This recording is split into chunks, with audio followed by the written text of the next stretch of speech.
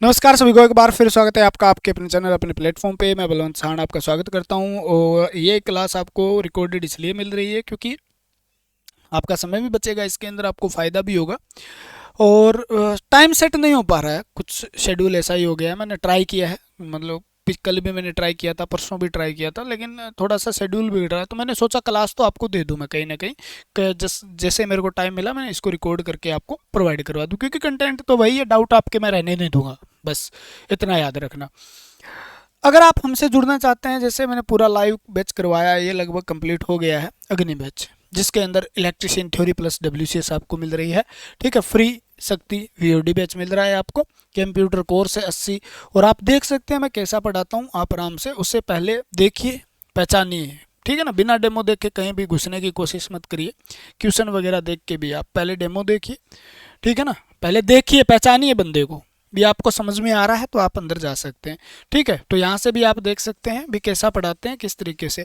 Class notes भी हमारे साथ में, सिलेक्शन का भरमार है, कोई दिक्कत नहीं। पिछली भर्ती के अंदर एकदम एक तरफा मावल था और एक तरफे सिलेक्शन थे भाई। ठीक है, वो तो प्रत्यक्ष को प्रमाण की जरूरत नहीं होती, आप हमारे साथ जुड़ सकते हैं। ठीक है, 10 से पूछिए, अगर 7 कहे भी बलवंत सर के साथ आप जुड़िए।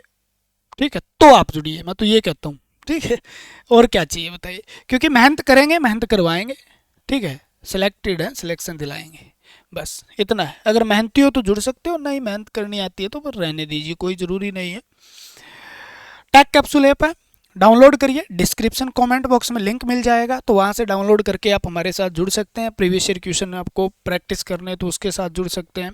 ठीक है, अगर आप नोट्स नहीं बना सकते और हैंड रिटन नोट्स चाहिए आपको, ठीक है, तो हैंड रिटन नोट्स के लिए ये है, बहुत ही बढ़िया तरीके से एक एक चीज़ को लिखा गया है। यहाँ से दिखाई देगा नहीं देगा पता नहीं, ये देखो। ठीक है ना, एक एक चीज़ को बहुत बढ़िया तरीके से एक्सप्लेन किया गया है। तो ये है, डायग्राम के साथ एक एक चीज़ें हैं, आप देख पा रहे हो तो बहुत अच्छी बात है। ठीक है, तो ये सारी चीज़ें, ये है आपका नोट्स, क्लास नोट्स है, आप हमारे साथ जुड़ सकते हैं। और अगर आप प्रीवियस ईयर क्वेश्चन की प्रैक्टिस करना चाहते हैं तो प्रीवियस ईयर क्वेश्चन की बुक है, जिसमें ऊर्जा, इलेक्ट्रिसिटी थ्योरी, ठीक है, 6000 प्लस प्रीवियस ईयर क्वेश्चन है, बाईलैंग्वेज है मोस्ट ऑफ क्वेश्चन। ठीक है, तो आप हमारे साथ इसके अंदर भी बहुत ही प्रिंटेड है, बढ़िया तरीके से। लेना चाहते हो, जुड़ना चाहते हो तो जुड़ सकते हो, नहीं तो आपकी मर्जी है, आप जैसे भी हो पढ़िए, तैयारी करिए, जहाँ से भी पढ़िए, कोई दिक्कत नहीं है। तो पहले हम चार्ज के बारे में बात करते हैं, और चार्ज जब पढ़ते हैं आवेश, तो मैं आवेश पढ़ाने वाला हूँ। आवेश बाद में पढ़ेंगे, पहले ये कंप्लीट कर लेते हैं। क्योंकि चार्ज को समझने से पहले हमें पता होना चाहिए भी एटम क्या है, चार्ज इलेक्ट्रॉन पे कौन सा है, प्रोटॉन पे कौन सा है, आयन क्या होता है। ठीक है, यहाँ से भी बेहतरीन क्वेश्चन आते हैं। जीरो से स्टार्ट करने का मतलब यही होता है भी आपको वो चीज़ पता होनी चाहिए जो चीज़ आगे काम आएगी। अब एटम के अंदर वैलेंस इलेक्ट्रॉन है। ठीक है, वैलेंस इलेक्ट्रॉन आपको समझ में नहीं आता, विसंयोजी इलेक्ट्रॉन क्या होते हैं आपको पता नहीं है, ऑर्बिट आपको पता नहीं है, कक्षा आपको पता नहीं है, तो आप कैसे चीज़ों को सीख पाएंगे आगे जाके। ठीक है ना, तो वहां से आपको दिक्कत आनी शुरू हो जाती है। बच्चे यही गलतियां करते हैं भी, उनको सबसे पहले ट्रांसफॉर्मर पढ़ना है, उनको सबसे पहले डीसी मशीन पढ़नी है, सबसे पहले उनको क्या करना है, एसी मशीन पढ़नी है। अब मशीन तो जब समझ में आएगी ना, जब आपको मैग्नेटिज्म समझ में आता हो, आपको करंट समझ में आता हो, आपको रेजिस्टेंस समझ में आता हो, पोटेंशियल आता हो आपको, ठीक है ना, एडी करंट क्या होता है वो समझ, ये चीज़ें बोलो जी ये हमें भी नहीं आते। तो ये जब शुरुआत करते हैं ना, तो वहां से शुरुआत करिए जहाँ से बिल्कुल जीरो है। तो आप बिल्कुल जीरो हैं, और आप जीरो हैं बिल्कुल, तो आप क्या करते हैं, वहां से स्टार्ट करना है जहां से हमें करना चाहिए, और वहां तक पहुंचना चाहिए, एडवांस तक पहुंचना चाहिए। तो हम कहेंगे भी एडवांस तक पहुंचने से हमें क्या होगा, आपके सारे क्वेश्चन हो जाएंगे, आपका सिलेक्शन हो जाएगा। ठीक है, तो आपकी मर्जी है, आप जहाँ पे भी जुड़े। मैं कहता हूँ बेहतरीन तरीके से पढ़िए, आप अपने तैयारी बेहतरीन करिए। ठीक है, कंपैरिजन कर लीजिए। मैं कहता हूँ जो भी है सब टीचर बढ़िया पढ़ाते हैं भैया, आप जहाँ से भी पढ़ें, लेकिन आपको मेहनत आपको साथ में करनी पड़ेगी, तब बात बनेगी। तो परमाणु क्या होता है सर, तो बिल्डिंग ब्लॉक ऑफ, ठीक है, ऑफ ऑर्डिनरी मैटर जो होता है, या कोई भी पदार्थ है। ठीक है ना, आप ये कह सकते हो सभी पदार्थ किससे बने होते हैं, तो सभी पदार्थ एटम से बने होते हैं। क्या है एटम, एटम से बने होते हैं। ठीक है, यानी ऑल मैटर कह दो या ऐसे कह दो, building block of atom, fundamental building block of ordinary matter. ठीक है, या आप ये कह सकते हो स्मॉलेस्ट यूनिट ऑफ, बहुत कुछ पढ़ाने वाला हूं, बस आप कहो जी smallest unit of chemical element.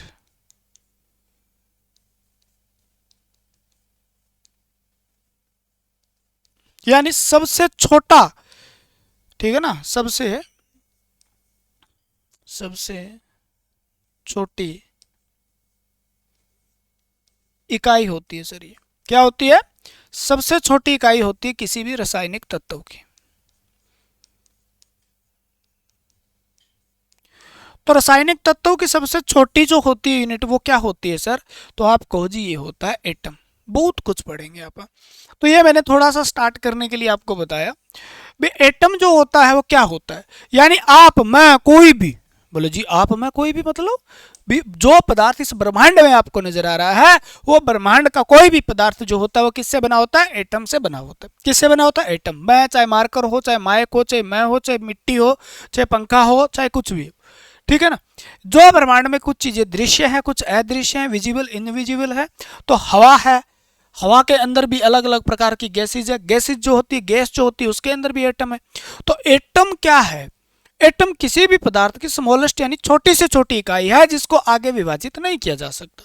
जैसे हमारे शरीर के बारे में हम पढ़ते हैं भी, हमारे शरीर की सबसे जो छोटी छोटी स्मॉलेस्ट यूनिट ऑफ, ठीक है, जो लिविंग है उसकी सबसे छोटी इकाई क्या है जी?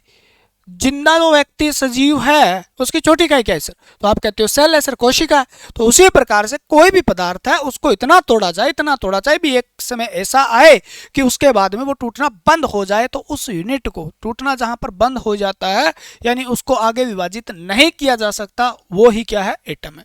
तो एटम क्या है? Smallest unit of chemical element, यानी किसी भी रासायनिक तत्व की सबसे छोटी इकाई है। या पदार्थ किससे बने होते हैं? एटम से बने होते हैं। तो अगर हम बात करते हैं यहां पर, तो मैंने कह दिया जी पदार्थ जो होते हैं, बोले जी हाँ पदार्थ होते हैं सर।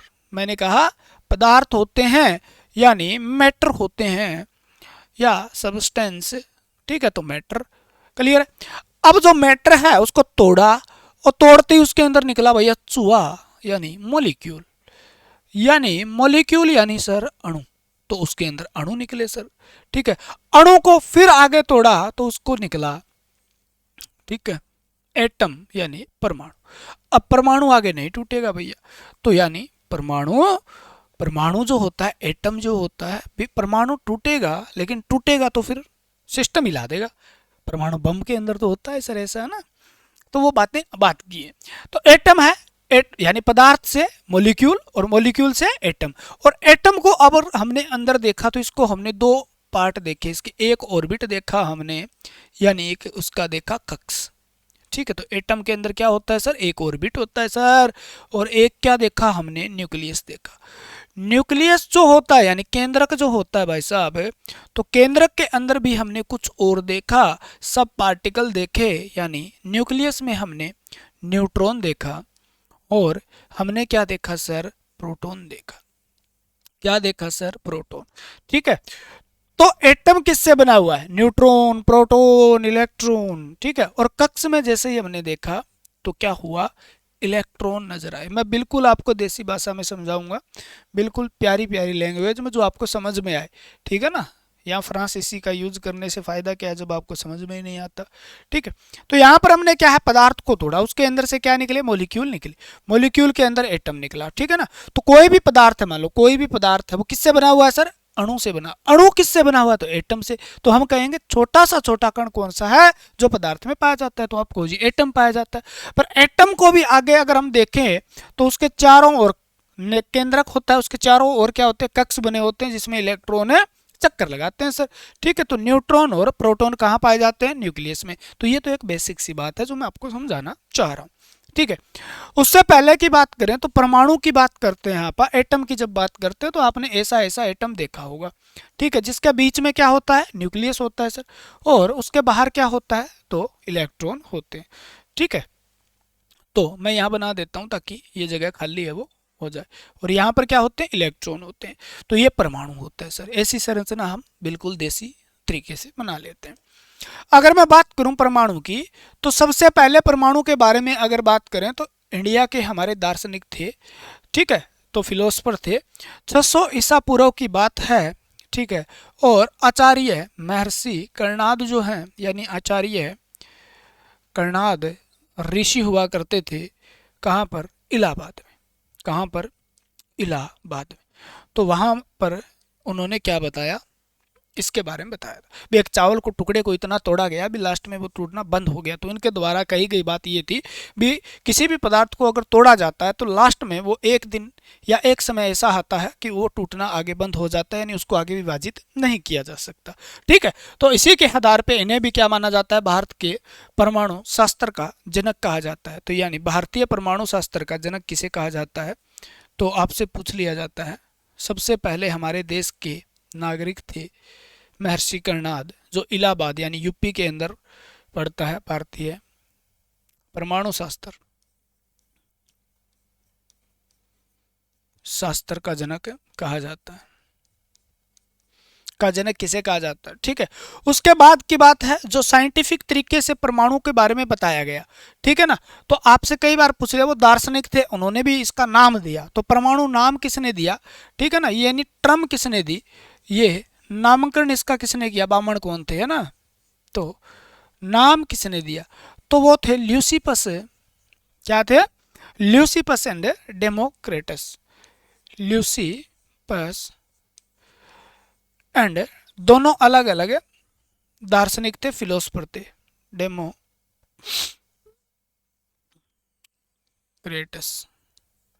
ठीक है, तो ल्यूसिपस और डेमोक्रेटस ने इसका क्या दिया था? नाम दिया था सर, नाम दिया था, यानी टर्म कोइन की थी। ल्यूसिपस दोनों अलग अलग दार्शनिक थे एवं डेमोक्रेटस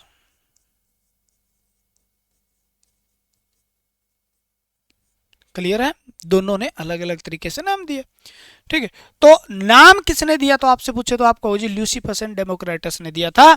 लेकिन सबसे पहले इसका खोजकर्ता किसको माना जाता है? तो जॉन डॉल्टन। क्या होता है सर? जॉन डॉल्टन क्या थे? John Dalton, John Dalton, John Dalton, John Dalton, John Dalton. तो जॉन डॉल्टन थे, क्या है, इसे क्या कहा जाता है? डिस्कवरी की थी इन्होंने। क्या की थी? डिस्कवरी, यानी खोजकर्ता जो है वो किसे कहा जाता है? रियल में जो कहा जाता है वो जॉन डॉल्टन को कहा जाता है। ठीक है ना, तो जॉन डॉल्टन ने ही क्या दिया था? फर्स्ट साइंटिफिक तरीके से एटॉमिक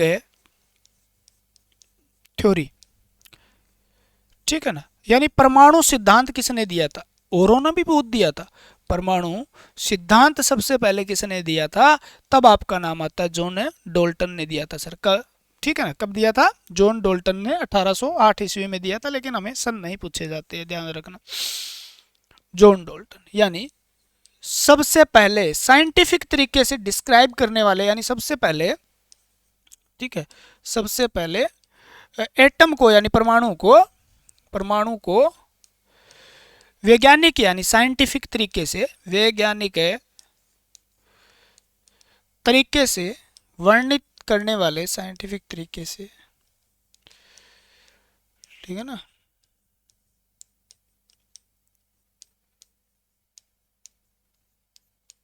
वैज्ञानिक का नाम था जॉन डॉल्टन। तो इसके आधार पर इनको क्या माना जाता है? इसके खोजकर्ता भी माना जाता है सर। तो जॉन डॉल्टन आपसे पूछे तो आप बता दीजिएगा भी नाम किसने दिया। ठीक है ना, जैसे ब्राह्मण नाम निकालते हैं ना, वैसे तो वो कौन थे? जो टर्म कॉइन किसके द्वारा की गई? तो ल्यूसिपस डेमोक्रेटस तो थे, एवं है, यहाँ पर एंड का मतलब यानी दोनों अलग अलग नाम है, दो अलग अलग वैज्ञानिकों के नाम पुकारे जाते हैं। जॉन डाल्टन सबसे पहले साइंटिफिक तरीके से एटम के बारे में बताया। अभी एटम है, छोटा है, अविभाजित है, ठीक है ना, तो अविनाशी है। तो इन चीज़ों के बारे में बहुत सी चीज़ें हमें एक साथ पढ़ेंगे, क्योंकि हमें केमिस्ट्री नहीं पढ़नी है। केमिस्ट्री अगर हम पढ़ रहे होते तो इसके बारे में अलग अलग वैज्ञानिक हम पढ़ते, ठीक है। नेल बोर ने क्या किया था, ल्यूसिपस ने क्या कहा था, डेमोक्रेटस ने क्या कहा था, जॉन डाल्टन ने क्या कहा था, तो अलग अलग वैज्ञानिक आए, अलग अलग उन्होंने अपनी थ्योरियां दी थी, ठीक है। लेकिन जो हमें याद करना है हमारे एग्जाम के पॉइंट ऑफ व्यू से वो यही है, ठीक है। अगर आपसे कभी पूछ ले, जगह पड़ी है नीचे ही लिख दूंगा मैं, है ना, आपसे कभी पूछे भी जो मॉडर्न एटॉमिक थ्योरी दी गई थी, जो आज हम पढ़ रहे हैं, मॉडर्न एटॉमिक थ्योरी जो है वो किसके द्वारा दी गई थी, यानी वर्तमान के अंदर जो मॉडर्न है यानी एटॉमिक परमाणु सिद्धांत है वो दिया गया था स्क्वाडिजर। कौन थे? स्क्वाडिजर, इन्होंने दी थी वर्तमान की जो थ्योरी है, यानी मॉडर्न एटॉमिक थ्योरी किसके द्वारा दी गई थी। तो आपसे पूछे तो ये लगभग 1926 की बात है, याद करो तो लिख लेना, और लिखो तो इसका भी आप 1808 ईस्वी लिख सकते हो, ये 600 की बात है। क्लियर है? तो जॉन डाल्टन ने क्या किया, मॉडर्न एटॉमिक थ्योरी किसने दी, तो हम ये बेसिक बेसिक बातें हमें पता होनी चाहिए,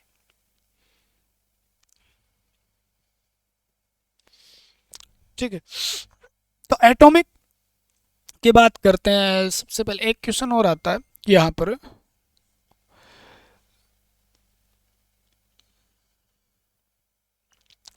क्लियर है।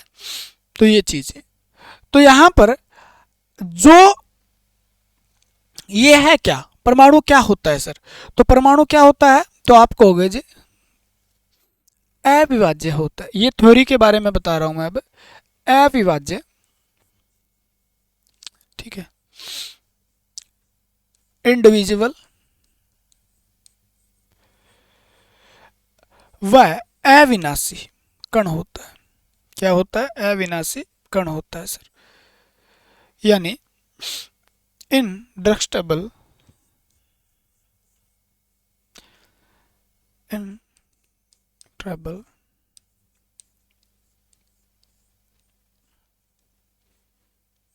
क्या होता है? परमाणु, यानी न तो इसको आगे विभाजित किया जा सकता, न इसको खत्म किया जा सकता। भी परमाणु एक ऐसा कण है जिसको न तो विभाजित किया जा सकता, न इसको खत्म किया जा सकता, और परमाणु जो है अकेला स्वतंत्र रूप से नहीं रह सकता, ठीक है। और जो नॉर्मली एटम जो होता है, ठीक है, नॉर्मली एटम जो होता है, एटम इलेक्ट्रिकली क्या होता है, इलेक्ट्रिकली न्यूट्रल होता है सर। क्या होता है? इलेक्ट्रिकली न्यूट्रल होता है। क्या होता है? न्यूट्रल होता है, क्योंकि सामान्यतः परमाणु क्या होता है सर, सामान्य परमाणु जो होता है, सारे क्वेश्चन हो जाएंगे आपके एग्जाम के पॉइंट ऑफ व्यू से विद्युत उदासीन होता है, यानी इसके ऊपर कोई भी चार्ज नहीं पाया जाता, ठीक है ना। सामान्यतः परमाणु क्या होता है? विद्युत उदासीन होता है, यानी इसमें प्रोटॉन के संख्या के बराबर इलेक्ट्रॉन होते हैं, प्रोटॉन की संख्या के बराबर क्या होते हैं? इलेक्ट्रॉन होते हैं। तो ये तो बेसिक सी हमारी बात थी जो हम पढ़ रहे हैं, ठीक है, ये हमारी बात बेसिक। अब मैं आपको फिर दोबारा बताता हूँ ताकि आपके याद हो जाए, ये चीज़ें याद होनी जरूरी है, तभी हमें चीज़ें समझ में आएगी आगे, ठीक है। महर्षि कर्णाद 600 ईसा पूर्व किसके बारे में बताया था? परमाणु के बारे में सबसे पहले बताने वाले हमारे देश के, ठीक है, नागरिक थे, और भारतीय परमाणु शास्त्र का जनक भी इन्हें माना जाता है। उसके बाद, ठीक है, ल्यूसिपस व डेमोक्रेटस ने परमाणु नाम दिया, और परमाणु नाम दिया किसने? ल्यूसिपस और डेमो, ये भी एक दार्शनिक थे, ठीक है, ग्रीक दार्शनिक थे, दोनों दार्शनिक मतलब फिलोसफर थे, तो इन्होंने इसके बारे में बताया था। उसके बाद हम बात करें तो एटॉमिक थ्योरी जो दी, यानी सिद्धांत दिया, जिसके बारे में, सिद्धांत क्या होता है सर? सिद्धांत का मतलब होता है उसके बारे में अलग अलग चीजें बताना, ठीक है, भी ये विभाजित नहीं हो सकता, यानी यहाँ रह नहीं सकता, वहाँ नहीं रह सकता, ये अविनाशी है, इस प्रकार की बातें बताने वाले थे सबसे पहले, यानी उन्होंने प्रूव करके दिखाई बातें। ठीक है, जिसमें नहीं हुए तो उन्होंने आगे और वैज्ञानिक आए उन्होंने कर दी। ठीक है, रदरफोर्ड हो गए, ठीक है, थॉमसन हो गए, जे थॉमसन हो गए, ठीक है, चैडविक हो गए, तो ये सारे के सारे एटम से रिलेटेड वैज्ञानिक है। तो उसके बाद में एटॉमिक थ्योरी का मतलब है भी उन्हें जनक किसे कहा जाता है, परमाणु के खोजकर्ता का नाम किसको दिया, क्योंकि साइंटिफिक तरीके से बात करते हैं तो हवा में तीर मारने वाली बात अलग थी। ठीक है, लेकिन साइंटिफिक तरीके से अगर बात करें तो जॉन डोल्टन ने बताया था इसके बारे में, और पहले सबसे एटॉमिक थ्योरी जो दी थी किस वैज्ञानिक के द्वारा, जॉन डोल्टन के द्वारा दी गई थी। और मॉडर्न जो एटॉमिक थ्योरी है वो स्क्वायडिजर जिन्हें बोला जाता है उनके द्वारा दी गई है, तो आप उसे भी पढ़ते हो।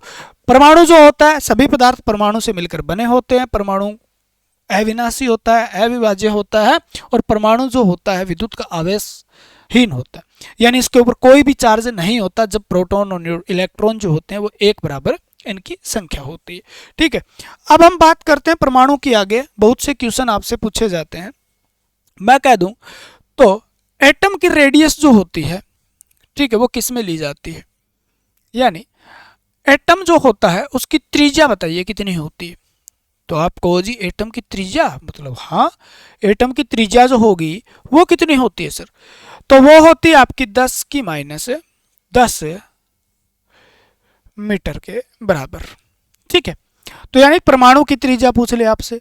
परमाणु के बाद में कई बार वो ये पूछ लेता है भाई आप न्यूक्लियस की रेडियस क्या होती है, क्या होता है न्यूक्लियस की।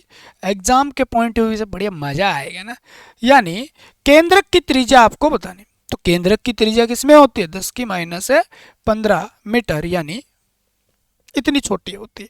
तो आपको कई बार ये पूछ लेता है मॉलिक्यूल, मॉलिक्यूल की रेडियस बताइए, तो आपका आंसर क्या रहता है जनाब, तो मॉलिक्यूल जो होता है उसकी त्रिज्या क्या होती है, तो मॉलिक्यूल की त्रिज्या जो होगी वो होती है 10 की माइनस 9 मीटर। ठीक है, तो कई बार यहां से क्वेश्चन आ जाता है मेरे प्यारे मित्र, ठीक है ना, यहां से क्वेश्चन आता है सर, तो इसका मतलब क्या होता है सर, एंगस्ट्रॉम। ठीक है, तो ये एंगस्ट्रॉम जो होता है वो किस में लिखा जाता है, ए के ऊपर ऐसे लगा देते हैं बिंदु, है ना, तो एंगस्ट्रॉम, यानी एक एंगस्ट्रॉम जो होता है वो क्या होता है, वो होता है आपका, यानी एक एंगस्ट्रॉम की बात करूं मैं तो वो एंगस्ट्रॉम जो होता है वो किसके बराबर होता है सर, इक्वल होता है, वो किसके इक्वल होता है, 10 की माइनस पावर 10 मीटर, यानी इतना छोटा होता है सर। ठीक है, अगर मैं बात करूं 10 की तो इसे बोला जाता है फर्मी, क्या बोला जाता है, फर्मी। तो एक फर्मी मीटर जो होता है, फर्मी मीटर जो होता है वो किसके बराबर होता है सर, तो एक फर्मी मीटर होता है वो बोला जाता है 10 की माइनस 15 मीटर के बराबर, यानी ये फर्मी में मापी जाती है और ये किस में मापी जाती है, एंगस्ट्रॉम में, और ये होता है सर नैनो। ठीक है ना, तो एक नैनो, तो यानी नैनोमीटर जो होता है सर, नैनोमीटर वो किसके बराबर होता है, तो नैनोमीटर होता है 10 की माइनस 9 मीटर के बराबर होता है सर। ठीक है, यानी नैनो 10 की 9 और 10 की ये। ठीक है, तो यहां पर मैं दोबारा लिख देता हूं, एंगस्ट्रॉम जो होता है वो क्या होता है, 10 की माइनस 10 मीटर के बराबर होता है, इतना छोटा है। फर्मी जो होता है, ठीक है, वो 10 की माइनस 15 मीटर के बराबर होता है सर, और नैनो जो होता है, नैनो 10 की माइनस एंगस्ट्रॉम फर्मी मीटर लिखता हूं पूरा। ठीक है, फर्मी जो होता है उसका वैल्यू क्या होता है, 10 की माइनस 15, एंगस्ट्रॉम की वैल्यू होती है 10 की माइनस 10। ठीक है, मीटर मीटर, नैनो की वैल्यू जो होगी वो 10 की माइनस 9 मीटर के बराबर होगी। ठीक है, तो नैनोमीटर किससे मीटर के बराबर होता है, तो इतना। तो आप मुझे बताइए इसमें से छोटा कौन सा है, कई बार दिमाग में आ जाता है।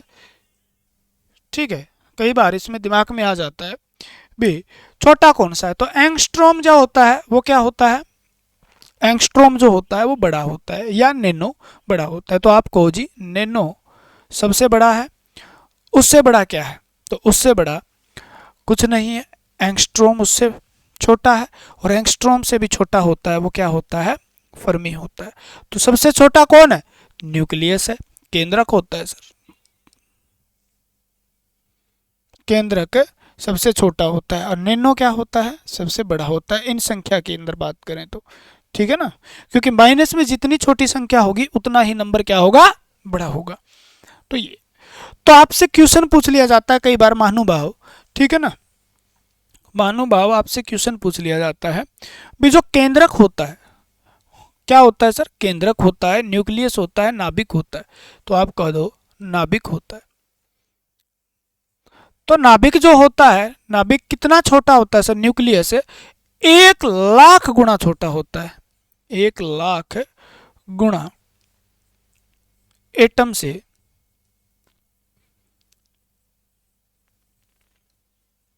छोटा होता है। कितना छोटा होता है सर, 1,00,000 गुना। मतलब अगर मैं यहां पर आपको ये कह दूं भी आप मुझे ये बताइए न्यूक्लियस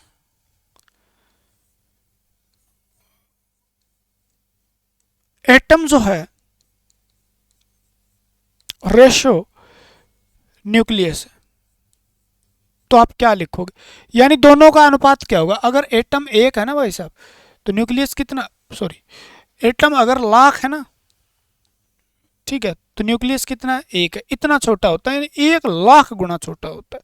तो दोनों का रेशो क्या होगा, एटम और न्यूक्लियस का 1,00,000 गुना का फर्क होता है सर। कितना होता है, 1,00,000 गुना का फर्क होता है सर।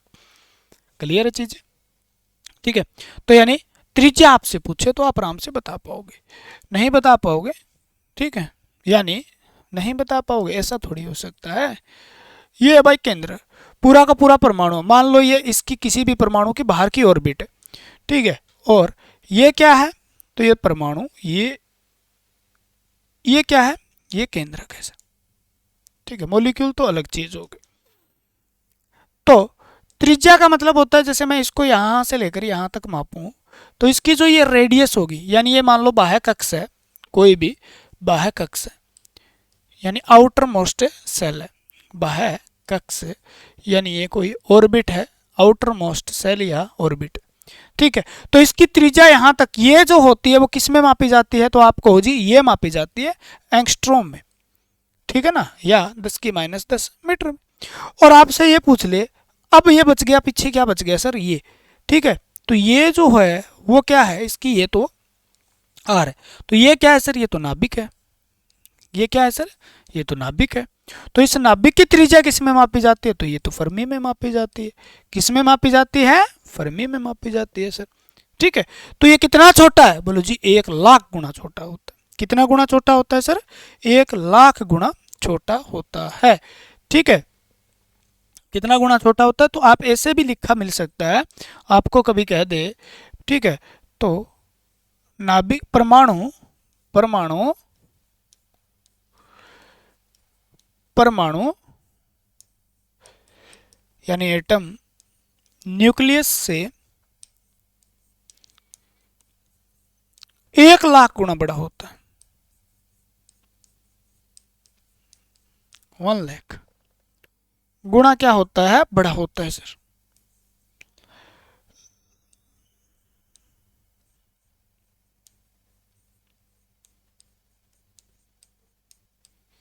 यानी इतना बड़ा है सर ये, ठीक है, कितना बड़ा है, इतना बड़ा है सर। तो ये चीजें अगर आपसे पूछे और आप नहीं बता पाते हो, तो इसका मतलब कहीं ना कहीं आप में गड़बड़ी रह जाती है। छोटी सी चीज है, बहुत ही आसान है, ठीक है, चीजें आसान है, मुश्किल नहीं है कुछ भी, लेकिन आपका पढ़ने का तरीका गलत हो सकता है। ये क्लियर है, यानी ये जो है ये कितना है सर, इसका परमाणु का मतलब हो गया भी उसकी त्रिज्या कितनी, ठीक है, क्योंकि बाहर वाले अक्ष से लेकर अंदर वाले तक। तो इसकी अप्रोक्सीमेट त्रिज्या जो होती है किसी भी परमाणु की, वो कितनी होती है, एंगस्ट्रॉम में ली जाती है। और एंगस्ट्रॉम जो होता है वो क्या होता है, बहुत छोटा हिस्सा होता है, ठीक है। एंगस्ट्रॉम भी एक लंबाई को मापने की यूनिट होती है, नैनोमीटर, फर्मीमीटर, ये तो आपको बता, फर्मी में किसकी त्रिज्या मापी जाती है, तो आपको होगी जी न्यूक्लियस की मापी जाती है। और आपको कह दे भी परमाणु की त्रिज्या किस में मापी जाती है, एंगस्ट्रॉम में मापी जाती है। साथ साथ में याद करवाऊंगा मैं, समय लगेगा अपनी क्लास में, कोई दिक्कत नहीं है, लेकिन उसके बाद में जो आपका समय बचेगा ना, वो लाजवाब होगा। यानी समय तब लगता है जब चीज़ों को आसान बनाया जाए, ठीक है ना, चीज़ों को रटा रटाया और सीधा के सीधा फेंक दिया, तो वो तो फिर इसका मतलब हो गया भी मैं जो मुझे पता है वो मैं बोर्ड पे लिख रहा हूँ और आप उसे देख रहे हैं, बस उसमें कोई फ़ायदा नहीं होने वाला। तो चीज़ों को साथ साथ में, अगर आपको लग रहा है भी इतनी देर आपने क्लास लगाई वो चीज़ आपको याद हो गई, तो आप सही जगह हो, ठीक है ना, भी याद हो, क्योंकि हमें बार बार वो चीज़ें जब दोहरानी पड़ेगी तो हमें रिवीजन करना पड़ेगा, तो वो याद हो जाएगी सर, ठीक है।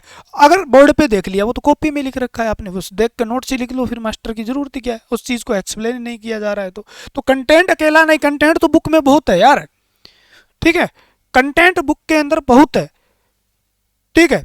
सेल्फ स्टडी में टाइम बचता है, वहम है आपका, ठीक है। मैं नहीं कहता सेल्फ स्टडी से सिलेक्शन नहीं आते, बहुत आते हैं, लेकिन टाइम बचता है, ये बात गलत है, टाइम लगता ही वहां पे है भाई, ठीक है।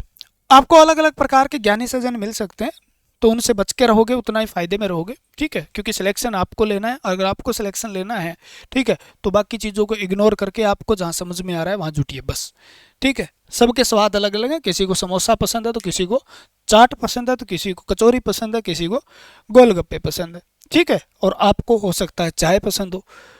तो सभी की सोच मैच नहीं करती, सभी का स्वाद मैच नहीं करता, सभी के कान जो है किस आवाज़ को सुनना चाहते हैं मैच नहीं करता, किसी को बदमाशी के गाने पसंद है, किसी को सैड सॉन्ग पसंद है।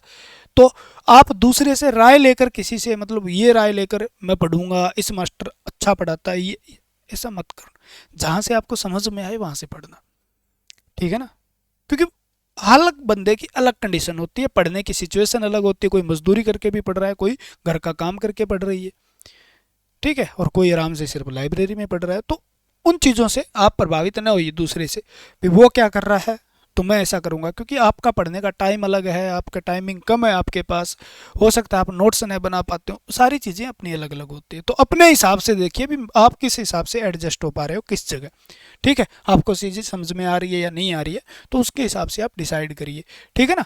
पहली बात तो अपना फैसला जब आप नहीं ले सकते, वो भी दूसरों पे सौंप देते हो आप, भी मुझे कहाँ से पढ़ना चाहिए, तो दूसरा कोई चाहेगा क्या, क्योंकि वो कंपटीटर आपका भी आपका सिलेक्शन हो जाए, है, सोच के देखो ना, वो तो कंपटीटर है। दो बंदे जब साथ में रेस लगा रहे हैं तो दूसरे रेस का ज्ञान देगा क्या उसको, भी तू ऐसे भागेगा तो मेरे से आगे निकल जाएगा, ऐसा कोई नहीं करना चाहता, ठीक है। तो अपना ध्यान खुद लगाइए और अपने बेहतरीन चीज़ों को समझिए। अगर चीज़ें आपको समझ में आ रही है तो हमारे साथ आइए, रेल बनाते हैं चीज़ों की, ठीक है।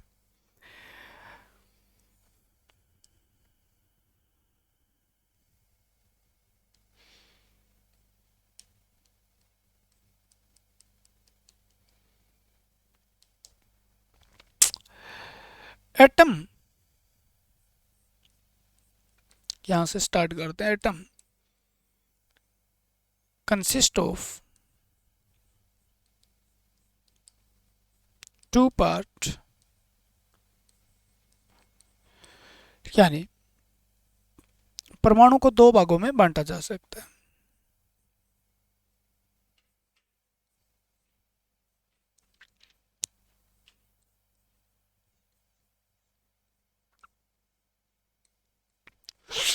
ठीक है, परमाणु को हम कितने भागों में बांट सकते हैं सर, दो भागों में, जैसे हमारे पास क्या है सर, एटम है, ठीक है, क्या है सर, एटम है। तो एटम के दो भाग हैं सर, एक का नाम है सर ऑर्बिट, क्या है सर, ऑर्बिट है, और एक का नाम है सर न्यूक्लियस। हमने क्या बांट लिया, दो भागों में बांट लिया, ठीक है। यानी ऑर्बिट को हम सेल के नाम से भी जानते हैं सर, किसके नाम से, सेल के नाम से भी जानते हैं, यानी इसे हम हिंदी में कक्ष के नाम से जानते हैं। कक्ष जो होता है उसके अंदर क्या पाए जाते हैं सर, सब सेल पाए जाते हैं, क्या पाए जाते हैं, सब सेल पाए जाते हैं, ठीक है। सब सेल जो होते हैं, सब सेल के अंदर क्या पाए जाते हैं, कक्षक होते हैं, ऑर्बिटल होते हैं, क्या होते हैं, ऑर्बिटल होते हैं। और ऑर्बिटल जो होते हैं यानी क्या होते हैं सर, इसका नाम होता है कक्षक। और कक्षक जो होता है, एक कक्षक के अंदर कितने इलेक्ट्रॉन होते हैं, याद रखना, दो इलेक्ट्रॉन होते हैं। कितने इलेक्ट्रॉन होते हैं, दो इलेक्ट्रॉन होते हैं। तो सीधा सीधा बात करें आपसे, तो आपको जी ऑर्बिट के अंदर क्या पाए जाते हैं, इलेक्ट्रॉन पाए जाते हैं, ठीक है। जो फिजिक्स पढ़ता है वो जानता है कि एस पी डी एफ ये क्या होते हैं, सब सेल होते हैं। और इसके अंदर कितने ऑर्बिटल होते हैं, इसमें एक ऑर्बिटल होता है, इसमें तीन होता है, इसमें पांच होते हैं, और इसमें क्या होते हैं, सात होते हैं, ठीक है। तो यानी एस में कितना होता है, तो सब सेल क्या है, पी क्या है, स्फेरिकल, अलग अलग प्रकार के शेप के अनुसार लिए जाते हैं, तो इस पर इतना ध्यान नहीं देना है आपको, ठीक है, आपको आपके एग्जाम के अनुसार पढ़ना। न्यूक्लियस होता है सर केंद्रक, और केंद्रक में दो भाई साहब बैठे होते हैं जिनका नाम होता है प्रोटॉन प्लस न्यूट्रॉन। क्या बैठे होते हैं, प्रोटॉन, और इसके अंदर क्या है sir, neutron, neutron, neutron, neutron, Planck ब्लूंक जो भी आप कहते हो, ठीक है। तो यानी दो भागों में कौन कौन सा बांटा हमने इसको, ठीक है। तो हमने क्या देखा भी, हमने कोई एक पदार्थ तोड़ा, मॉलिक्यूल, एटम, एटम के अंदर ऑर्बिट, न्यूक्लियस है सर, और अलग अलग पाए जाते हैं। यानी कोई भी पूछे भी एक कक्ष जो होता है उसमें कितने इलेक्ट्रॉन पाए जाते हैं, तो ये आपको पूछे इलेक्ट्रॉन कहाँ पाए जाते हैं, बोला कक्ष में पाए जाते हैं। सर क्या बात करते हो सर, ये भी हमें नहीं पता। अरे मैं कह दूं प्रोटॉन कहाँ पाए जाते हैं, तो आपको न्यूक्लियस में पाए जाते हैं। सर ये भी हमें नहीं पता, ठीक है। मैं कह दूं न्यूट्रॉन कहाँ पाए जाते हैं, तो वो न्यूक्लियस यानी केंद्रक में पाए जाते हैं। अरे प्रोटॉन और न्यूक्लियस के अंदर जो प्रोटॉन और न्यूट्रॉन है मिलके ही उसी संरचना को जब दो इकट्ठे होते हैं ना, जहाँ पे ये इकट्ठे मिलते हैं ना, वहां पे उसको न्यूक्लियस कहा जाता है, ठीक है ना। तो न्यूक्लियस, जैसे मैं कह दूं ईंटों से बने को दीवार कहते हैं, ठीक है। तो ईंट ईंट बनकर दीवार बनती है, पर दीवार में क्या पाई जाती है, बोले ईंट पाई जाती है सर, ठीक है। दीवार किससे बनी, ईंट से। तो वही बात है, प्रोटॉन न्यूट्रॉन से मिलकर न्यूक्लियस बना है, ठीक है। तो ये क्या है, इसे केंद्रक कह दिया जाता है अलग से, कलक, ओके। तो ये हो गया आपका केंद्रक, दो भागों में बांटा जाता है सर। दो भाग कौन कौन से, ऑर्बिट वगैरह, ये हो गया, ठीक है ना। अब मैं बात अगर करूं, अलग अलग बात की करता हूं मैं बात, तो यहां पर मैं अगर ऑर्बिट की बात करता हूं या मैं न्यूक्लियस की बात करता हूं, पहले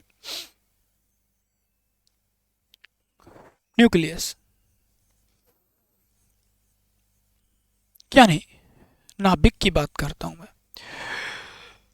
तो क्या है सर नाभिक है, क्या है सर नाभिक, चलो बनाते हैं पहले इस चीज को बढ़िया तरीके से। नाभिक है सर, और नाभिक के चारों ओर जो होता है ना, ये सौदा जो होता है इस तरीके से,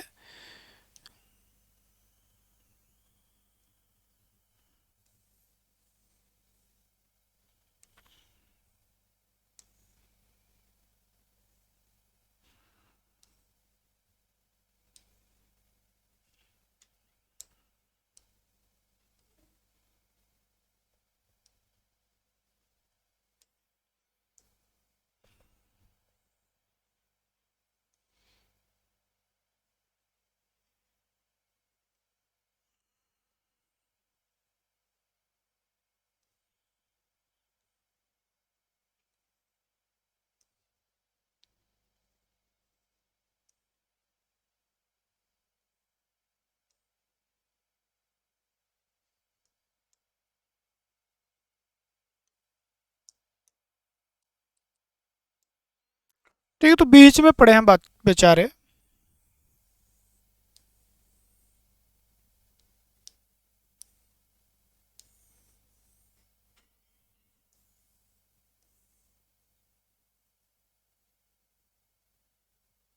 इस तरीके से चारों ओर से घिरे होते हैं।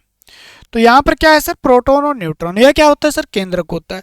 यहाँ पर क्या होता है सर, इलेक्ट्रॉन घूम रहे होते हैं, ठीक है। तो इनके अंदर क्या पाए जाते हैं, ये हैं कक्ष, ये क्या होते हैं, कक्ष होते हैं। तो यहाँ इलेक्ट्रॉन घूम रहा है, यहाँ इलेक्ट्रॉन घूम रहा है, यहाँ इलेक्ट्रॉन घूम रहा है, यहाँ इलेक्ट्रॉन घूम रहा है, तेरी है, यहाँ इलेक्ट्रॉन है, यहाँ इलेक्ट्रॉन है, इस तरीके से इलेक्ट्रॉन इलेक्ट्रॉन ये घूम रहे। तो ये क्या होते हैं, तो ये बीच वाला जो हमने दिखाया, तो ये क्या होते हैं सर, ये कक्ष होते हैं जो किसके चारों ओर चक्कर लगा रहे होते हैं, ठीक है। क्या होते हैं, कक्ष होते हैं, ठीक है। क्या होते हैं, कक्ष होते हैं। तो इसके बीच में क्या है, न्यूक्लियस होता है। तो न्यूक्लियस के चारों ओर क्या पाए जाते हैं, ठीक है, सेल पाए जाते हैं। न्यूक्लियस के चारों ओर क्या पाए जाते हैं, सेल, ठीक है। तो आप कहोगे जी ये जो केंद्रक होता है ये किससे बना होता है, बीच का हिस्सा है सर, बीच का है, सेंटर पार्ट है, या आप कह सकते हो इट्स कंसिस्ट ऑफ न्यूट्रॉन और एंड प्रोटॉन। तो ये न्यूट्रॉन और प्रोटॉन से मिलकर बना होता है। तो केंद्रक किससे मिलकर बना होता है, पता है क्या, अरे केंद्रक किससे बना होता है, तो केंद्रक प्रोटॉन व न्यूट्रॉन से मिलकर बना होता है, मिलकर बना होता है, बीच में पाया जाता है, चारों ओर क्या लगाते हैं, बोलो जी, इलेक्ट्रॉन चक्कर लगाते हैं। दूसरी बात, ठीक है, ये जो होता है, मान जो बहुत फोन करो यार, ठीक है, तो प्रोटॉन जो होता है ना, प्रोटॉन, प्रोटॉन के कारण कारण इस पर पॉजिटिव आवेश होता है,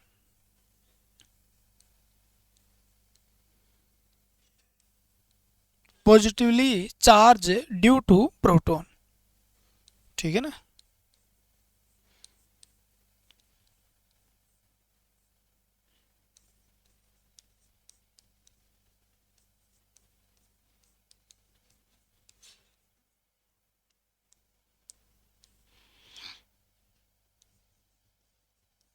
यानी न्यूक्लियस पे कौन सा चार्ज होता है, बोलो जी, कौन सा चार्ज, बोलो जी, पॉजिटिव, कौन सा, पॉजिटिव। केंद्रक जो है ये डिस्कवर किसके द्वारा किया गया था, खोज किसके द्वारा की गई थी, खोज, तो आप खोजी, खोज जो है वो किसके द्वारा की गई थी, रदरफोर्ड के द्वारा, किसके द्वारा, रदरफोर्ड के द्वारा, रदरफोर्ड के द्वारा क्या किया गया था, इसकी खोज की गई थी, क्या की गई थी सर, खोज की गई थी, ठीक है। आपने सुना होगा golden film, alpha scattering, alpha scattering experiment, ठीक है, ऑन गोल्डन फिल्म, यानी स्वर्ण फिल्म, एक बहुत ही पतली सी चादर लेकर उसके ऊपर अल्फा पार्टिकल बरसाए गए थे, जो हमें लगा भी ये क्या कर रहे हैं, कुछ जगह क्या हो रहे हैं, उनकी जो है डायरेक्शन चेंज हो रही है, वहां से रिफ्लेक्ट हो रहे हैं ये, ठीक है। तो वहां पर भी कोई ना कोई नाभिक के बीच में ऐसा होगा जिसके कारण, नाभिक के बीच में ऐसा चार्ज होगा जिसके कारण क्या होगा, जो अल्फा है वो क्या हो रहे हैं, अल्फा पॉजिटिव है, तो वो क्या हो रहे हैं, रिफ्लेक्ट हो रहे हैं सर। तो उसके कारण हो गया, अभी पॉजिटिव पॉजिटिव चार्ज क्या होते हैं, एक दूसरे को क्या करते हैं, रिपेल करते हैं, तो इसके कारण इसके अंदर कोई ना कोई बीच में पॉजिटिव चार्ज वाला सिस्टम है। तो वो सिस्टम जब देखा गया तो वो क्या मिला, न्यूक्लियस मिला। तो रदरफोर्ड ने ही खोज की थी इसकी, किसकी की थी, अल्फा स्कैटरिंग एक्सपेरिमेंट जो किया था गोल्डन फिल्म पे, तो उसके द्वारा क्या किया गया था, खोजकर्ता किनको माना जाता है न्यूक्लियस का, बोलो जी, रदरफोर्ड को माना जाता है। बाकी चीज और पढ़ लेते हैं यहाँ पर, ठीक है ना। तो प्रोटॉन और न्यूट्रॉन की बात हम कर रहे थे, तो रदरफोर्ड, ठीक है, तो पॉजिटिव चार्ज होता है किसके कारण होता है, तो प्रोटॉन के कारण होता है।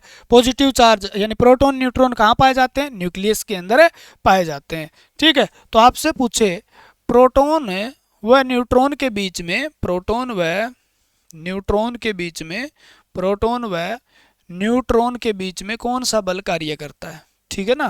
तो nuclear force act between proton and neutron, nuclear force, ठीक है, कौन सा बल काम करता है, नाभिकीय बल काम करता है सर, नाभिकीय बल, ठीक है ना। और ये वह बल है न्यूक्लियर फोर्स जिसको हम कहते हैं, नेचर के अंदर चार बल पाए जाते हैं सर। तो स्ट्रॉन्गेस्ट फोर्स इन नेचर है ये,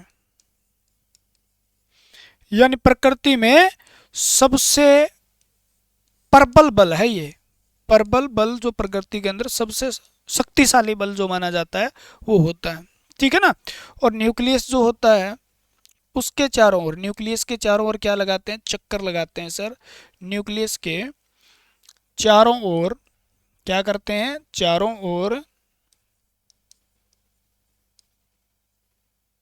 चारों ओर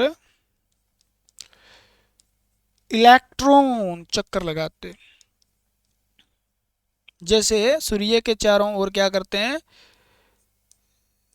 सूर्य के चारों ओर क्या लगाते हैं सर, सूर्य के चारों ओर ग्रह चक्कर लगाते हैं, उसी तरीके से इलेक्ट्रॉन नाभिक के चारों ओर चक्कर लगाने का कार्य करते हैं। चीज़ें मुश्किल नहीं है, चीज़ें आसान है, लेकिन आपको थोड़ा सा इनको समझने की कोशिश करनी पड़ेगी बस, ठीक है। तो हमें केंद्रक के बारे में कुछ जो आपके एग्जाम के पॉइंट ऑफ व्यू से इंपॉर्टेंट है वो चीजें जानने को पता चला कि केंद्रक क्या होता है, पॉजिटिव चार्ज होता है, प्रोटॉन न्यूट्रॉन रखता है सर। रदरफोर्ड के द्वारा खोज की गई थी, रदरफोर्ड ने इसको खोजा। और इसके चारों ओर क्या होते हैं, नाभिक के चारों ओर चक्कर लगाने वाले जो होते हैं वो कौन होते हैं, इलेक्ट्रॉन होते हैं, ठीक है। और नाभिक की जो त्रिज्या होती है, ठीक है ना, नाभिक की जो त्रिज्या होती है यानी नाभिक की रेडियस जो होती है वो क्या होती है, तो हमने पहले ही पता कर लिया था।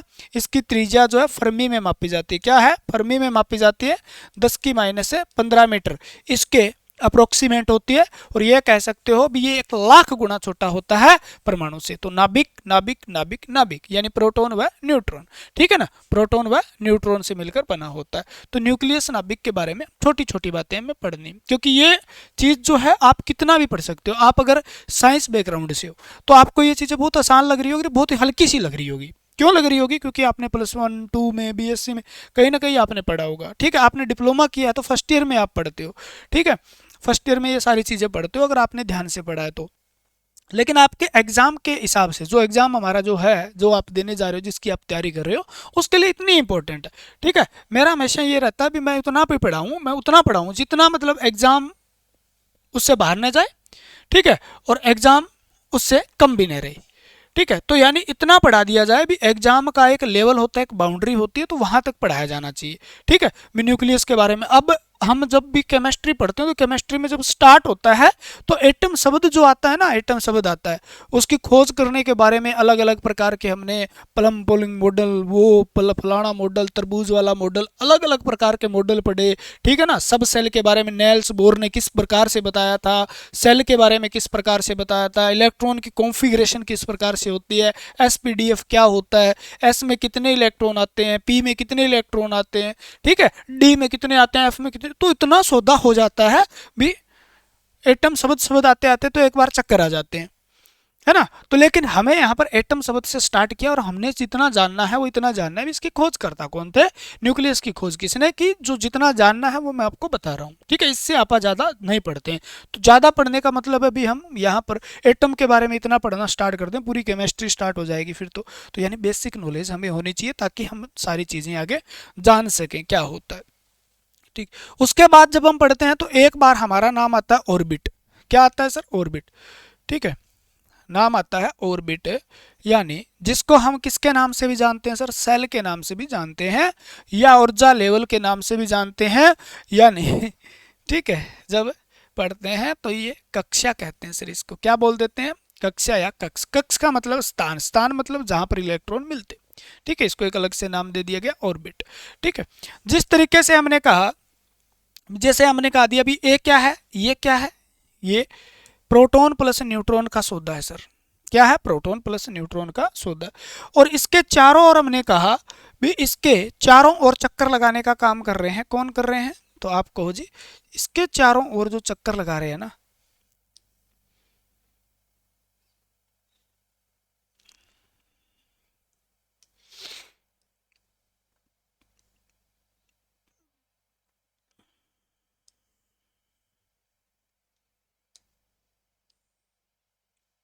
ऐसे ऐसे ऐसे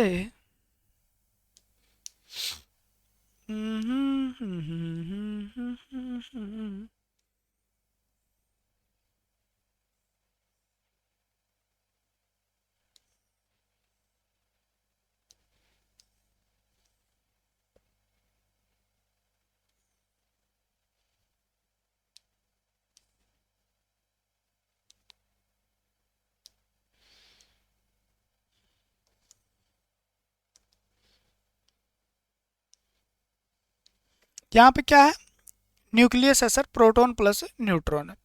और यहाँ पर जब हम बाहर देख रहे हैं तो यहाँ पर क्या है, इलेक्ट्रॉन है सर। यहाँ पर क्या है, इलेक्ट्रॉन है सर। यहाँ पर क्या है, इलेक्ट्रॉन है सर। तो इस तरीके से ऑर्बिट जो होती है उसका जो शेप होता है वो पूरा का पूरा सर्कुलर नहीं होता, गोल नहीं होता, इस तरीके का आकार होता है उसका, ठीक है। तो ये क्या है, इलेक्ट्रॉन है। और इलेक्ट्रॉन जहाँ पाए जाते हैं वो क्या होता है, ऑर्बिट होता है। क्या होता है, ऑर्बिट। यानी नाभिक के चारों ओर का वह पथ या वो रास्ता जहां से इलेक्ट्रॉन गुजरते हैं, उसके चारों ओर इलेक्ट्रॉन क्या करते हैं, रास्ता बनाते हैं, यानी गुजरते हैं, इसके चारों ओर घूमते हैं, ठीक है ना। तो आप ये कह सकते हो, ठीक है, path of electron, path of electron around the nucleus. Path of electron, orbit क्या है? Path of electron, path of electron around the nucleus, यानी न्यूक्लियस के चारों ओर का वह रास्ता, यानी न्यूक्लियस यानी नाभिक के चारों ओर का रास्ता, नाभिक के चारों ओर का इलेक्ट्रॉन का पथ यानी रास्ता, उसे हम क्या कहते हैं? ऑर्बिट कहते हैं। ऑर्बिट जो है इसके खोजकर्ता कौन थे भाई साहब?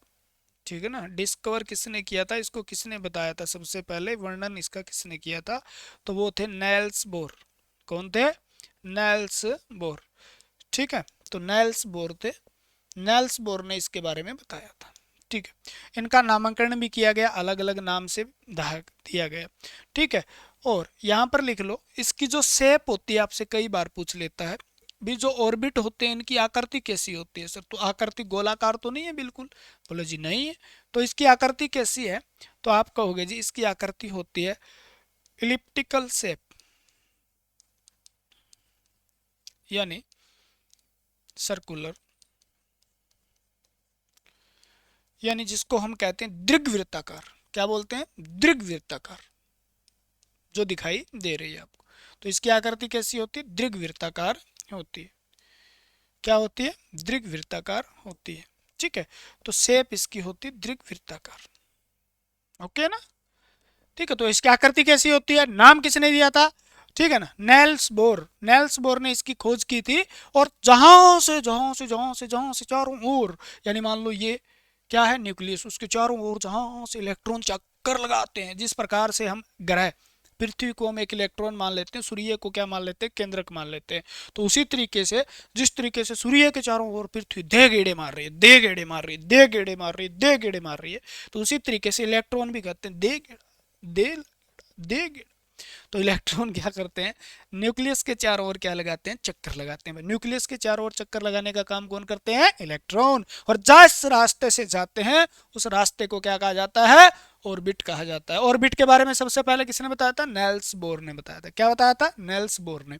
ठीक है ना, और इसकी आकृति कैसी होती है? दीर्घवृत्ताकार होती है ऑर्बिट की आकृति। बोले जी ये तो हमने पढ़ लिया, ठीक है ना, लेकिन आपने जो पढ़ना है वो अब आएगा। ठीक है ना, है नंबर आएगा, बिड़ू है, बिड़ू। समझ में आ रहा है कुछ क्या है? तो अब मैं लगाता हूं यहां पर नंबर। ये मैंने डिलीट कर दिया क्योंकि मुझे मज़ा नहीं आया। मैंने दोबारा फिर बनाया और फिर मैंने इसको रेड ले लिया। अब हमें इसे याद करने के लिए हम क्या करते हैं? इस तरीके से कुछ हम बनाते हैं एटम। ठीक है, आपसे मैं पूछूंगा और आपको मैं बताऊंगा भी। पूछने में और बताने में दोनों बात मज़े आते हैं। पूछने में तो आपकी टाइम टाइम फिश हो जाती है, ठीक है, मैंने ये देखा है, क्योंकि कमेंट करने में आपकी टांग दर्द करने लग जाती है। ये तो हमारी हिम्मत है भैया, हम खड़े रह रह के पढ़ा देते हैं आपको। आपकी कहाँ हिम्मत है भैया? आज कोई उम्र थोड़ी है आपकी पढ़ने की ना। ये लो जी, तो ये क्या है? न्यूक्लियस है। क्या है? न्यूक्लियस है। बहुत सी चीजें बताने वाला हूँ। केंद्रक, केंद्रक के बाद जो ऑर्बिट आता है उसको हम के के नाम से जानते हैं, उसके बाद एल के नाम से जानते हैं, उसके बाद एम के नाम से जानते हैं, के एल एम एन, इस प्रकार से 4 तक आपको याद करना है। ठीक है, तो के एल एम, तो ये क्या है? ऑर्बिट है। क्या है? ऑर्बिट है, यानी न्यूक्लियस के बिल्कुल जो पास ऑर्बिट है उसका नाम के है, और उसके बाद में एल एम एन है। कलम कलम कलम कलम, ऐसे याद रख लो, कलम। ठीक है ना, कैल एम कलम। ठीक है ना, एन अपने आप याद रह जाएगा भी कैसे स्टार्ट हो रहा है। तो के जो है, आपसे पूछा जाता है भी किसी भी ऑर्बिट जो होते हैं उसका नाम क्या है? के एल एम एन के नाम से जाना जाता है। किसी भी ऑर्बिट के अंदर कितने इलेक्ट्रॉन हो सकते हैं, यानी maximum electron in A orbit. ठीक है, तो यानी किसी भी किसी भी किसी भी किसी भी ऑर्बिट में, किसी भी ऑर्बिट में मैक्सिमम इलेक्ट्रॉन कितने हो सकते हैं? मैक्सिमम यानी इलेक्ट्रॉन की संख्या क्या हो सकती है संख्या, maximum number of electron in A orbit, ठीक है ना, संख्या क्या हो सकती है। तो आपको एक फार्मूला याद होना चाहिए 2n स्क्वायर, जहां पर n नंबर ऑफ ऑर्बिट है, यानी ऑर्बिट की संख्या है, ठीक है, दो दो है, स्क्वायर उसका है। आप बताइए तो के कौन सा ऑर्बिट है, बोले जी पहला ऑर्बिट है, ध्यान रख लो, के कौन सा ऑर्बिट है, पहला ऑर्बिट है, एल कौन सा हो गया, दूसरा, एम कौन सा हो गया, तीसरा, और एन कौन सा हो गया, चौथा। यानी के लिए जो एन की संख्या है वो क्या है, आपसे पूछा जाए भी सर बताइए के जो है उसके लिए एन की संख्या क्या है, तो एन बराबर क्या हो गया, एक हो गया सर। एल के लिए के एन की संख्या कितनी हो गई सर, दो हो गई सर, ठीक है ना, यानी और L M M M M के लिए एन की संख्या कितनी हो गई, बोले जी तीन हो गई, यानी तीसरा ही तो है, पहला दूसरा तीसरा चौथा, कौन सा है सर, पहला दूसरा तीसरा चौथा। एन जो है सर वो किसके बराबर हो गया, एन में एन जो है नंबर ऑफ ऑर्बिट जो है, यानी ऑर्बिट कितने नंबर का है, चौथा नंबर का है, ठीक है। तो ये बात पूछे, यानी के लिए हमें क्या लेना है, तो ये फार्मूला हमें याद करना है एन स्क्वायर। अब मैं आपसे कुछ भी पूछूंगा आप आंसर दे दोगे, ठीक है, आप याद भी कर रखे होंगे 2 8 18 32, ऐसे याद कर रखे हैं, नहीं कर रखे हो तो फिर भी हम देखते हैं। तो यहां पर मैंने आपसे पूछा भी, मान लो के जो है उसमें कितने इलेक्ट्रॉन हो सकते हैं, एल में कितने हो सकते हैं, एल एम के अंदर कितने हो सकते हैं, ऑर्बिट नंबर एन जो होता है उसमें कितने मैक्सिमम इलेक्ट्रॉन हो सकते हैं, मैं बताता हूं आपको, बहुत सी चीजें बता गए हम, ठीक है। तो आप कहोगे जी के पहला है और ऑर्बिट निकालने का जो फार्मूला है वो 2n स्क्वायर है, तो यहाँ पर के जो होगा वो क्या होगा, तो यहाँ पर के में एन बराबर आपने कहा सर एक होता है, ठीक है ना, एल में एन बराबर आपने अभी अभी बताया सर दो होता है, और आपने अभी अभी बताया एन की संख्या जो है वो तीन है, यानी ऑर्बिट नंबर 4 होता है, क्या होता है, एन में एन की संख्या, ठीक है। तो यहां पर जो 2n स्क्वायर वाला फार्मूला हम अप्लाई करते हैं तो हर जगह करके देखिए आप, और n की जगह में क्या रख लेना है, जो उसका नंबर है, बोलो जी रख देंगे, अब रख देंगे, अब नहीं बख्शेंगे सर, ठीक है। क्लास में स्वाद आए तो कमेंट करके जरूर बताना, ठीक है। तो दो हो गया सर, ठीक है, कितने का स्क्वायर, बोले जी एक का स्क्वायर, ठीक है। यहां पर कितना है सर, दो है एन की वैल्यू, तो दो मल्टीप्लाई दो का स्क्वायर सर, ठीक है ना, दो गुणा में तीन का स्क्वायर हो गया सर, और यहाँ पर एन की जगह क्या है सर, चार है, तो चार का स्क्वायर हो गया। एक का स्क्वायर एक होता है तो दो आंसर आ जाएगा, दो का स्क्वायर क्या होता है, चार, चार दूनी कितना हो गया सर, आठ हो गया, ठीक है, तीन तिया नौ, नौ दूनी 18 हो गया सर, चार चौक 16, 16 दूनी कितना हो गया सर, 32 हो गया, ठीक है। तो आपसे पूछ ले भी के में कितने पाए जाते हैं, बोले जी दो, लेकिन ये फॉर्मूला याद जरूर रखना। एल में कितने पाए जाते हैं, 8, एम में कितने होते हैं, 18, और इसमें कितने होते हैं, 32, ठीक है। तो इस तरीके से इलेक्ट्रॉन जो है, नंबर ऑफ इलेक्ट्रॉन जो है ऑर्बिट की संख्या के आधार पर उसका बढ़ता जाता है, क्लियर है, तो बढ़ता जाता है सर, तो आप बता पाओगे, ठीक है। के में कितने, बोले 2 8 18 32, 2 8 18 2 8 18 32, लेकिन याद रखना मित्र, ठीक है ना, नहीं तो हो जाएगी दिक्कत, ठीक है। बोले जी क्या, अगर कोई आउटर मोस्ट सेल है, आउटर मोस्ट ऑर्बिट या सेल है, ठीक है ना, जिसका नाम होता है अभी बाह्यतम कक्ष,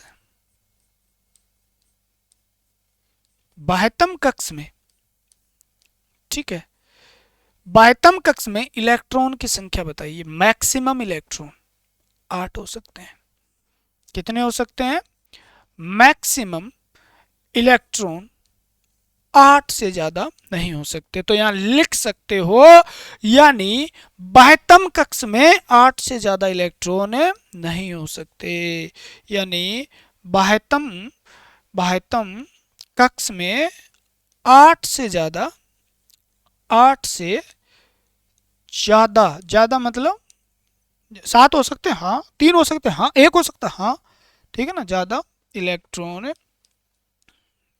नहीं हो सकते। सकते हैं, हो सकते हैं। यानी बाह्यतम कक्ष का मतलब ये हो गया भी, मैं यहां कह दूं देखो मैंने एक पकड़ा और इसको मैंने डिलीट मार दिया। अब मैंने यहां पर आपसे पूछ लिया, ठीक है, यहां पर मुझे बताइए भी एम जो है वो कौन सा सेल है। यानी बाह्यतम का मतलब इससे आगे कुछ भी और सेल न हो। बाह्यतम का मतलब क्या हुआ, आउटर मोस्ट का मतलब लास्ट बाउंड्री। यानी इस एटम में लास्ट सेल जो है ना, यानी लास्ट ऑर्बिट जो है वो कौन सा है, वो सिर्फ और सिर्फ यानी इसके अंदर 3 ही ऑर्बिट है। और बाह्यतम कौन सा हो गया, फिर एम हो गया। एम में कितने इलेक्ट्रॉन पाए जा सकते हो, आप ठहरे मारोगे खींच के एक नंबर की ऐसी देसी हो जाएगी। 18 इलेक्ट्रॉन होते हैं सर। ना ना ना ना जी, उसने क्या कहा उस शब्द को समझना है पहले और उसके बाद आंसर देना है। अगर के एल एम एम अगर बाह्यतम कक्ष है तो उसमें मैक्सिमम कितने इलेक्ट्रॉन हो सकते हैं, 8। मैक्सिमम कितने हो सकते हैं, 8। ठीक है, बोले जी बाह्यतम अगर ये ना होकर है, बाह्यतम अगर कौन सा हो, ये हो सर। एन अगर बाह्यतम है तो इसका मतलब क्या होगा सर, अगर ये बाह्यतम है तो इसके अंदर भी मैक्सिमम कितने हो सकते हैं, 8। ठीक है ना, बाह्यतम का मतलब ये होता है भी लास्ट वाला सेल। ठीक है,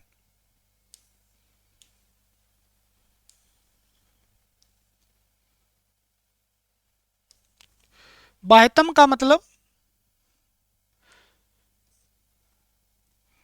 ठीक है, तो ये क्या है, प्रोटॉन प्लस न्यूट्रॉन वाला सौदा है। ये कोई भी कक्ष है, यानी अंतिम सेल, अंतिम है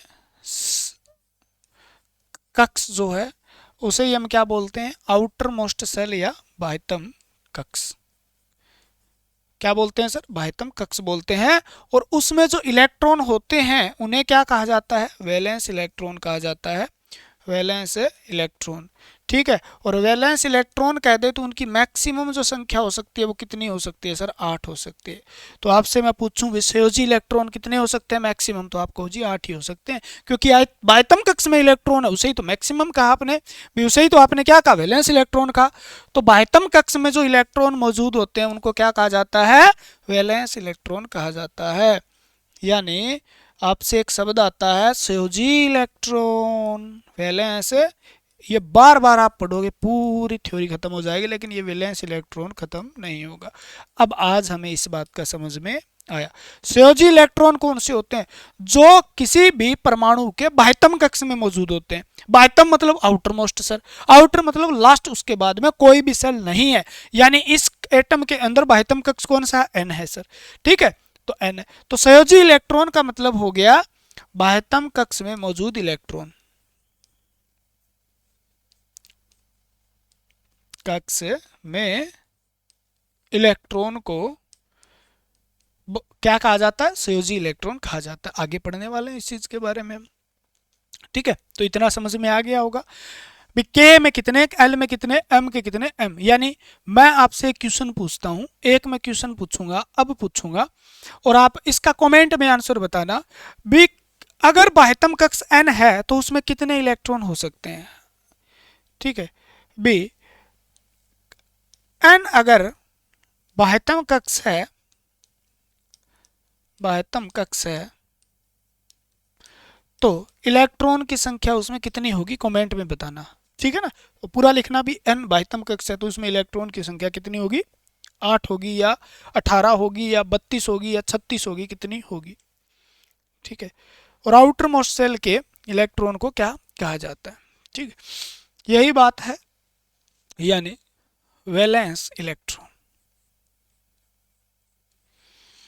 फिर लिखता हूं मैं, वैलेंस इलेक्ट्रॉन का मतलब आउटर मोस्ट सेल में जो प्रेजेंट इलेक्ट्रॉन होते हैं उन्हें वैलेंस इलेक्ट्रॉन यानी संयोजी इलेक्ट्रॉन कहा जाता है। और यहां से क्वेश्चन बहुत बार आता है संयोजी इलेक्ट्रॉन से। ठीक, मैं आपसे पूछ लूं कोई भी कंडक्टर है उसमें बाह्यतम कक्ष में कितने इलेक्ट्रॉन हो सकते हैं, या आपको मैं ये कह दूं विचालक में वैलेंस इलेक्ट्रॉन की संख्या बताइए। आपको मैं कह दूं सेमीकंडक्टर में बताइए, तो मैं आपसे कह देता हूं अर्धचालक में आप बताइए। मैं आपसे कह दूं इंसुलेटर में बताइए, यानी अचालक जो होता है उसके अंदर अचालक में बताइए। ठीक है, तो कंडक्टर जो होता है उसके बाह्यतम कक्ष में कौन से इलेक्ट्रॉन सर? संयोजी इलेक्ट्रॉन। तो उसमें कितने हो सकते हैं? एक हो सकता है, दो इलेक्ट्रॉन हो सकते हैं, तीन।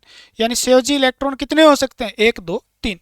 तो वो चालक की तरह व्यवहार करेगा, यानी उसमें फ्री इलेक्ट्रॉन की संख्या ज्यादा मिलेगी। ठीक है ना, एनर्जी बैंड जो है वो नहीं मिलेगा आपको, एनर्जी गैप नहीं होगा, जीरो इलेक्ट्रॉन वोल्ट होगा। सेमीकंडक्टर में कितना होता है सर? चार होता है। और इंसुलेटर में होता है सर पांच, छः, सात, आठ। और मैक्सिमम कितने हो सकते हैं? हमें आठ ही कहा था। तो यानी संयोजी इलेक्ट्रॉन वो इलेक्ट्रॉन है जो बाह्यतम कक्ष में पाए जाते हैं किसी भी एटम के या किसी पदार्थ के एटम के बाह्यतम या आउटर मोस्ट सेल में प्रेजेंट होते हैं। ठीक है, उनकी संख्या मैक्सिमम कितनी हो सकती है सर? आठ हो सकती है। और आठ जो होती है जिसमें, तो वो क्या होते हैं? इंसुलेटर होते हैं, अचालक होते हैं, जिसमें धारा का प्रवाह नहीं होता। ठीक है ना, धारा का प्रवाह नहीं होता वो इंसुलेटर होते हैं, धारा का प्रवाह जिसमें होता है वो चालक होते हैं। कभी होता है कभी नहीं होता, यानी कुछ टेम्परेचर पर, रूम टेम्परेचर पर करंट यानी धारा का प्रवाह होता है, और जीरो एब्सोल्यूट टेम्परेचर जो होता है 0 केल्विन, उसके ऊपर जो होगा वो क्या होगा? धारा का प्रवाह नहीं होगा। तो वो क्या होते हैं? इंसुलेटर होते हैं। तो ये चीजें हम आगे पढ़ने वाले हैं, बहुत बेहतरीन तरीके से एक एक की जड़ निकाल के आपको दूंगा मैं। ठीक है ना, आप औषधि बनाकर उसको पी सकते हैं। तो ये चीजें होती है। जैसे मैं आपको दो तीन एग्जाम्पल दे दूं, मान लो। ठीक है, कॉपर क्या होता है आपको पता हो तो? कॉपर क्या होता है सर? चालक होता है। कॉपर जो होता है उसका जो एटॉमिक नंबर होता है वो क्या होता है? यानी परमाणु क्रमांक जो होता है वो कितना होता है? ठीक है ना, एटॉमिक नंबर से मतलब मुझे याद आया, एटॉमिक नंबर जो होता है, पहले ये मैं बता देता हूं। एटॉमिक नंबर है, यानी परमाणु क्रमांक क्या होता है सर?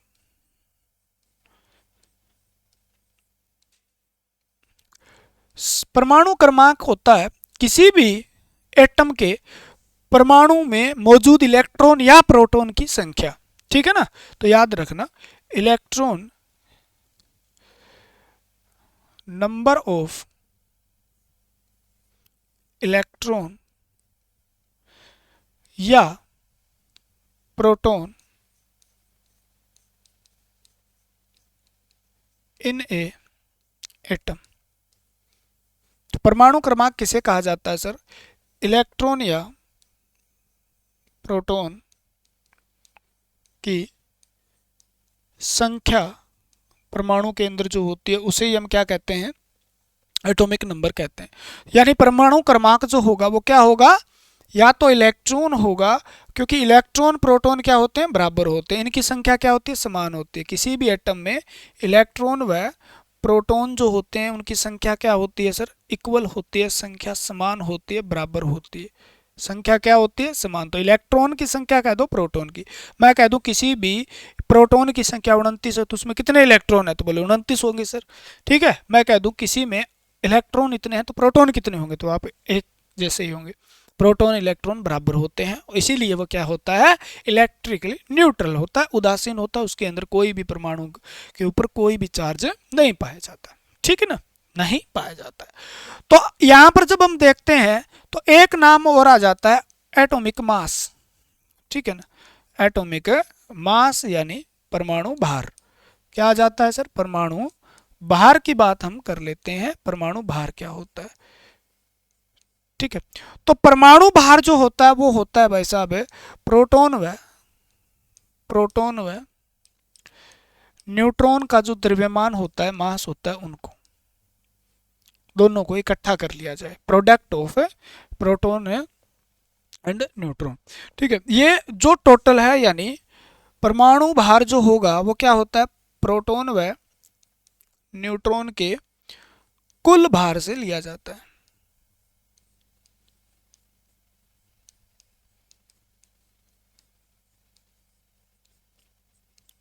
ठीक है, क्योंकि परमाणु भार जो होता है वो टोटल परमाणु जो निहित माना जाता है अभी किसके अंदर होता है, सेंट्रलाइज होता है किसके अंदर, न्यूक्लियस के अंदर।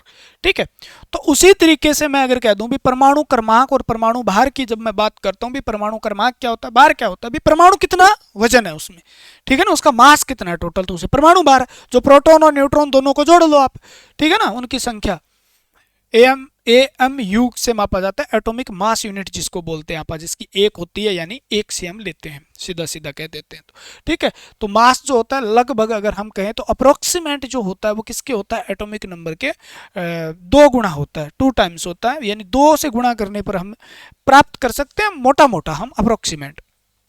ठीक है, उसी तरीके से मैं कुछ कह देता हूं आपको भी, आप मुझे बताइए कॉपर है जी, कॉपर क्या है, तो कॉपर है, कॉपर यानी तांबा है, तांबा क्या है, तांबा जो होता है वो चालक होता है सर, क्या होता है, तांबा जो होता है वो कंडक्टर होता है, चालक होता है। तो कंडक्टर है तो इसका मतलब इसके अंदर कितना होना चाहिए, 1 2 3, इसमें से एटॉमिक मास कितना होना चाहिए, तो 1 2 3 होना चाहिए सर, सॉरी जो वैलेंस इलेक्ट्रॉन, बोले जी कैसे होगा बताइए, तो एटॉमिक मास नंबर इसका जो है वो कितना है, तो कॉपर जो है वो कितना होता है सर, 29 होता है, कितना होता है, 29 होता है। एटॉमिक मास कितना होता है कॉपर का, ये सॉरी एटॉमिक नंबर कितना होता है, परमाणु क्रमांक कितना होता है, 29 होता है। तो बताइए यहां मैंने एक परमाणु बना दिया और आप कह दो जी लो जी, ठीक है, परमाणु बना दिया मैंने, प्रोटॉन न्यूट्रॉन मैंने सजा दिए, और 29 को कैसे सजाऊंगा मैं बताइए, तो इलेक्ट्रॉन इसकी कॉन्फ़िगरेशन क्या होगी, ठीक है, विन्यास इसका क्या होगा, 2 8 18 28 36, इस प्रकार से कैसे करोगे आप बताइए।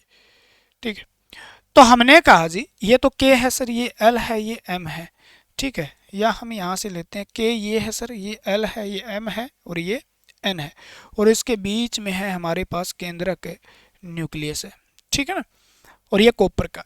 तो पहले में कितने आ सकते हैं, बोले जी 2, दूसरे में कितने आ सकते हैं 8, तीसरे में कितने आ सकते हैं 18, तो 2 8 18, तो 18 और 10 है 28 हो गए सर, 18 और 10 कितने हो गए 28, तो इसमें कितना आ सकता है, 1 आ सकता है सर अब, तो लास्ट में कितना बच गया 1, ठीक है ना। दूसरे भी outermost shell, second outermost shell में मैक्सिमम इलेक्ट्रॉन कितने हो सकते, 18, है ना, तो यहां पर देखिए 18 हो गए सर, कितने हो गए 18, तो 2 8 18 1 हो गया सर, यही तो होगा, है ना, तो 2 8 18 1, तो इसका मतलब हो गया भी बाह्यतम कक्ष में कितना इलेक्ट्रॉन होना चाहिए, 8 18 और ये हो गया 1, तो 29 हो गए टोटल। तो ये यहां से आप नोट करके लिखिए भी, ये जो है ये लिखिए भाई साहब, यहाँ पर ये क्या है, बाह्यतम कक्ष है, और ये क्या है, संयोजी इलेक्ट्रॉन है।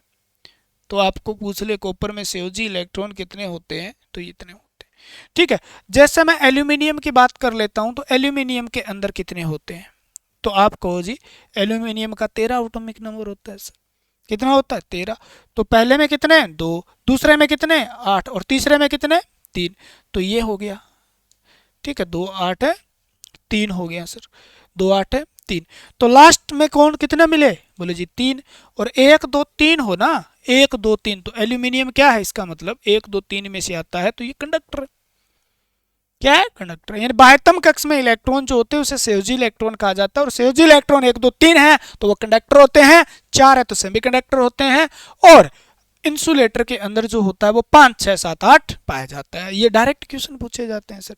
अब बताइए,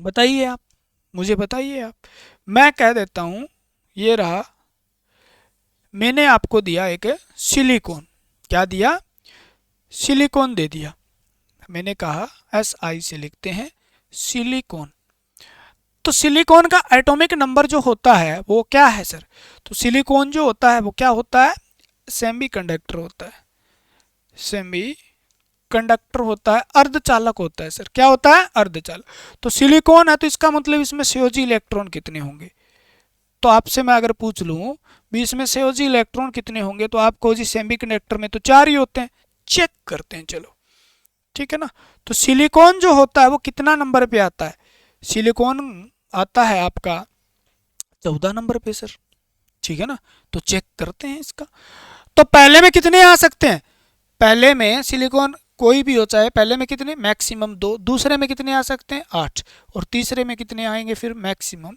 4 ही बचे सर। 2 8 10 हो गए, के में 2, एल में 8, और कितने बच गए, 4 बच गए। ठीक है, यानी ये हमारा न्यूक्लियस है, ये क्या है, न्यूक्लियस है। और इसके चारों ओर एक हमने लिया, ये सिलिकॉन का बना लिया हमने, सिलिकॉन का के एल, और हमने बनाया एल एम। ठीक है, तो अगर मैं ये कह दूं भी ये सिलिकॉन का वो है एटम, तो आपको जी पहले में 2 इलेक्ट्रॉन घूमते आएंगे, दूसरे में 8, और तीसरे में कितने बच गए, 4। 2 8 है, 4 14 हो गए सर। बोलो जी ना, हमें तसल्ली नहीं होती, तो आप मुझे ये बता दीजिए जर्मेनियम, ये जो इम्पोर्टेंट है, जो तीनों लिखा रहा हूँ ना, इसलिए लिखा रहा हूँ, ये कोई मतलब ऐसे नहीं लिखाई जा रही है आपसे भी। ये क्या होता है सर, जर्मेनियम। अगर मैं जर्मेनियम की बात करूं, किसकी बात करते हो सर आप, जर्मेनियम, तो आपने इसका भी सुना होगा, बोलो जर्मेनियम, अच्छा सर ये तो वही है सेमीकंडक्टर, यानी अर्धचालक होता है सर। और सेमीकंडक्टर है तो इसका मतलब इसमें वैलेंस इलेक्ट्रॉन कितने होने चाहिए, यानी संयोजी इलेक्ट्रॉन कितने होने चाहिए, संयोजी इलेक्ट्रॉन जो होते हैं वो कितने होने चाहिए सर, तो 4 होने चाहिए। चेक करते हैं, आइए क्या करेंगे, चेक करेंगे सर। तो ये किसका है, ये है जर्मेनियम का। ठीक है, तो ये किसका है, जर्मेनियम का। तो 1 2, ठीक है ना, तो हमने देखा भी, हमने लगा दिया ये जर्मेनियम का है। तो 2 भरे 8, 2 8 10 तो हो गए सर, लेकिन जर्मेनियम का 32 होता है। जर्मेनियम का एटॉमिक नंबर कितना होता है सर, 32 होता है। बताइए, 32 लेके बैठा है, तो 2 8 है, बोलो जी 2 8, और अब कितने भर सकते हैं, 8 18, 18 और 10 28 हो गए सर। ठीक है ना, कितने हो गए सर, 18 और 10 है 28 हो गए। अब आइए,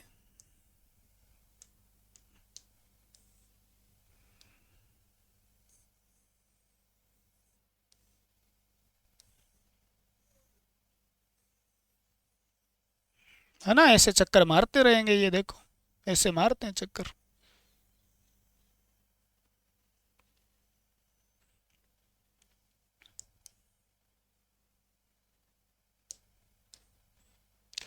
तो 2 8 है, बच गए कितने, 4। तो इसमें क्या, के में, एल में, एम में और एन में, तो एन में कितने, 4। तो आउटर मोस्ट में कितने आ जाएंगे, बोलो जी 2 आएंगे, 8 आएंगे, 18 आएंगे और 4 आएंगे। तो हमें यहाँ से पता ये चलता है भी बाह्यतम कक्ष में कितने इलेक्ट्रॉन, 4। बाह्यतम कक्ष में कितने इलेक्ट्रॉन, 4। तो जिसके बाहर वाले क्रम में 4 इलेक्ट्रॉन है वो क्या होते हैं, ये होते हैं सर। ठीक है ना, क्या होते हैं, ये होते हैं। ठीक है, जैसे ऑक्सीजन है, ऑक्सीजन का ले लो आप, ऑक्सीजन का तो पहले में 2, दूसरे में 6, आउटर मोस्ट 6 है जी। तो ऑक्सीजन क्या है, चालक पदार्थ है सर, इंसुलेटर है सर, नॉर्मल सी बात है। ठीक है, तो ये चीजें हैं जो आपको समझानी थी, यानी समझाने में ही टाइम लगता है, बेसिक चीजें, लेकिन उसके पूरी थ्योरी में आपको स्वाद आएगा, क्योंकि ये चीज़ें आपने यहाँ समझ ली तो थ्योरी पूरी आसान होने वाली है, और थ्योरी में आपको स्वाद आने वाले हैं। स्वाद तभी आते हैं जब आपको कंसेप्ट आपके क्लियर हो। तो इसका अगर आपको पता चल गया भी किसी ऑर्बिट में सेमीकंडक्टर जो होते हैं उनके अंदर कितने इलेक्ट्रॉन पाए जाते हैं, तो आप आराम से इस चीज़ को हल करके बता सकते हैं। ठीक है, तो बाह्यतम कक्ष में एटॉमिक मास क्या होता है इसके बारे में हमने डिस्कस किया है। ठीक है, आइए आगे चलते हैं। ऑर्बिट हमने पढ़ लिया, फिर एक बार रिवीजन करेंगे लास्ट में, क्योंकि क्लास में याद करवाने की मुझे पुरानी आदत है। ऑर्बिट का जिक्र करने के बाद हमने न्यूक्लियस का जिक्र कर लिया, और न्यूक्लियस के बाद हमने ऑर्बिट का भी जिक्र कर लिया।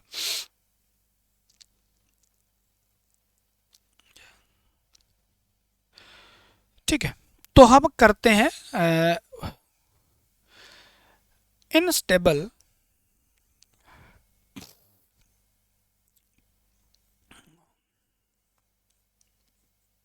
अनस्टेबल पार्टिकल इन एटम जो है, यानी अस्थायी कण की बात करते हैं। भी वो कण जो हो भी सकते हैं सर, है भी या ना भी हो भी सकते हैं ना भी हो सकते हैं, तो दोनों वाला सिस्टम भी हो तो भी ठीक है, ना हो तो भी कोई जरूरी नहीं। तो वो होते हैं जैसे आपका मेसोन, ठीक है ना। मेसोन कौन से कणों में आता है, आपका एग्जाम्पल आ जाता है, कई बार क्वेश्चन आता है मेसोन, ठीक है ना। फोटोन क्या होता है, फोटोन यानी फोटोन, ठीक है। न्यूट्रिनो, न्यूट्रिनो, तो ये क्या है, ये वो कण हैं जो किसमें पाए जाते हैं, एटम के अंदर पाए जाते हैं, तो अस्थायी कण कहा जाता है इनको। भी हो भी सकते हैं सर, न भी हो सकते हैं। मेसोन, फोटोन, न्यूट्रॉन, न्यूट्रिनो है, न्यूट्रॉन नहीं। और उसके बाद कणों को दो भागों में बांटा जा सकता है, तो ये हो गए सर स्टेबल, स्टेबल सब पार्टिकल या पार्टिकल,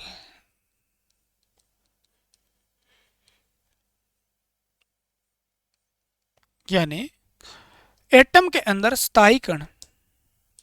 कौन से कण सर, स्थायी कण।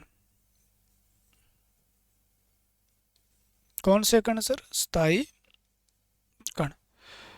यानी जो स्थायी कण होते हैं वो कौन कौन से होते हैं, तो उसके बारे में आपको सबको पता है। एक होता है सर इलेक्ट्रॉन, क्या होता है, ई से आप लिखेंगे इलेक्ट्रॉन, ठीक है। दो नंबर पे क्या आता है सर, दो नंबर आता है प्रोटॉन, ठीक है। पी से आप आगे लिखते रहेंगे इसको। और तीन नंबर पे है न्यूट्रॉन, क्या होता है सर, न्यूट्रॉन, ठीक है। तो ये तीन कण होते हैं। इलेक्ट्रॉन जो है कहाँ पाया जाता है, एटम के ऑर्बिट में पाया जाता है सर। और ये किस में पाए जाते हैं, न्यूक्लियस में। आप क्लास से बाहर निकलोगे और निकलते ही आप कहोगे जी एक बार मैं रिवीजन करके देखता हूँ, तो आपको सारा कुछ याद मिलेगा, क्योंकि पढ़ाया इसी तरीके से। बस यही है, नशा हो जाएगा, आदत लग जाएगी, लत लग जाएगी। मजाक नहीं कर रहा भैया, एक बार क्लास लगानी आपने स्टार्ट कर दी, उसके बाद आप कहोगे जी बस की बात नहीं है, जब तक क्लास नहीं लेते हैं हमें स्वाद तक भी नहीं आता है ना। ये रही जी,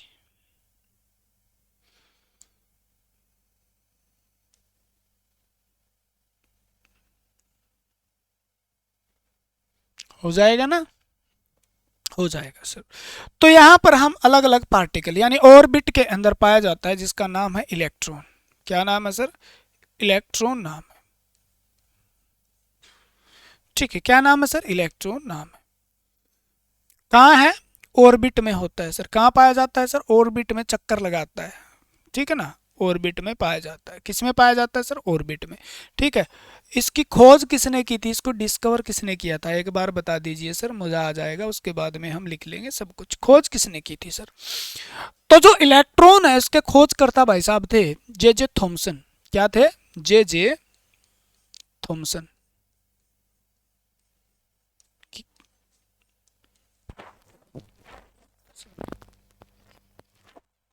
ठीक है। क्या थे, जे जे थॉमसन। आपसे पूछा जाता है इस पे चार्ज कौन सा पाया जाता है, इस पे चार्ज कौन सा पाया जाता है, तो आपका आंसर रहता है जी इसके ऊपर नेगेटिव चार्ज पाया जाता है, यानी इसके ऊपर ऋण आवेश पाया जाता है। इलेक्ट्रॉन पे कौन सा आवेश, बोले ऋण आवेश। बोले कितना, बोले बताओ कितना, तो आप कहोगे जी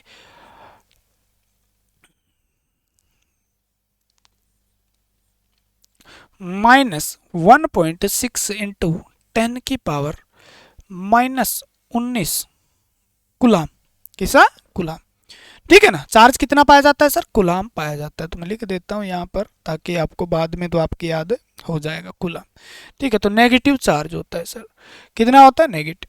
पर इससे आपसे पूछा जाता है भी इसका मास बताइए, यानी इसका द्रव्यमान कितना होता है, तो आपको जी इसका द्रव्यमान होता है 9.1 इंटू 10⁻⁻31 किलोग्राम, ठीक है। और इस द्रव्यमान के साथ ये सबसे हल्का यानी लाइटेस्ट यानी हल्का, सबसे हल्का कण होता है सर, सबसे हल्का कण होता है। क्या होता है? सबसे हल्का कण होता है। ठीक है ना।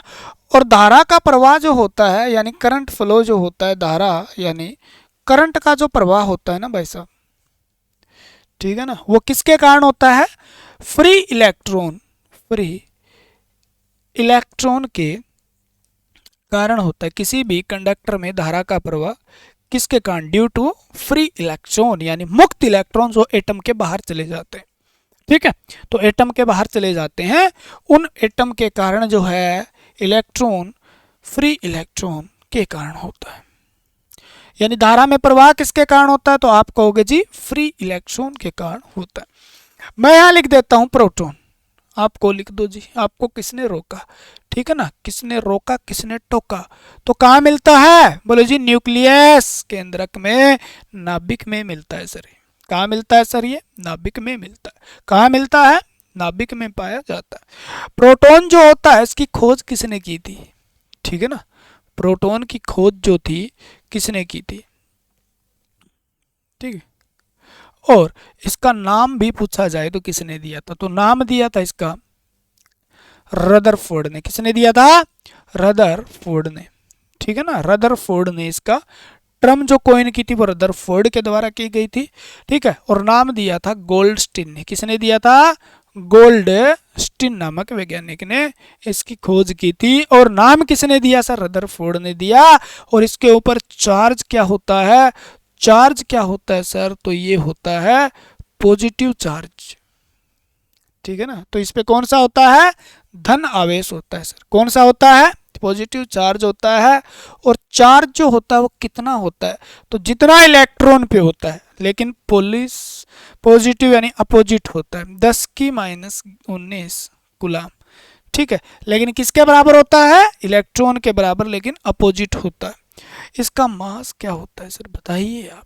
तो इसका मास होता है 1.672 इंटू 10 की पावर -27 किलोग्राम। इतना मास होता है। और ये इलेक्ट्रॉन से भारी व न्यूट्रॉन से हल्का होता है। मीडियम वेट है इसका। तीनों पार्टिकल जो हैं, सब पार्टिकल जो हैं, उनसे तीनों का वेट है। ठीक है, दोबारा एक बार और रिवीजन करा देता हूँ। मैं ऐसा ही आदमी हूँ, मुझे न्यूट्रॉन के बारे में बताना है।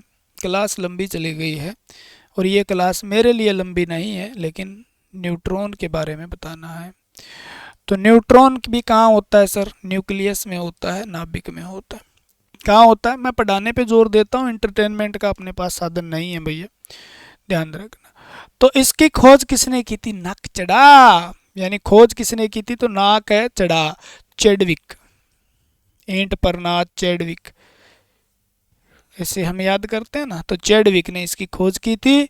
और चार्ज इस पे कोई होता नहीं भैया, चार्ज नहीं है, ये होता है न्यूट्रल यानी उदासीन। क्या होता है? उदासीन। यानी कितना चार्ज होता है इसके ऊपर? बोलो जी 0 कूलम। कुछ नहीं है तो मतलब 0 कूलम। ठीक है ना। इसका मास कितना होता है?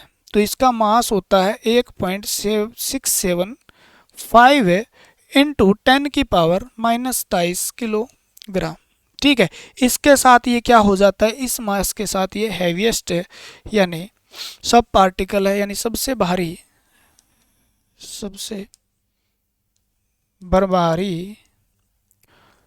परमाणु कण हो जाता है। क्या हो जाता है सर? परमाणु कण है। ठीक है, यानी इलेक्ट्रॉन से 1840 गुना भारी होता है सर ये।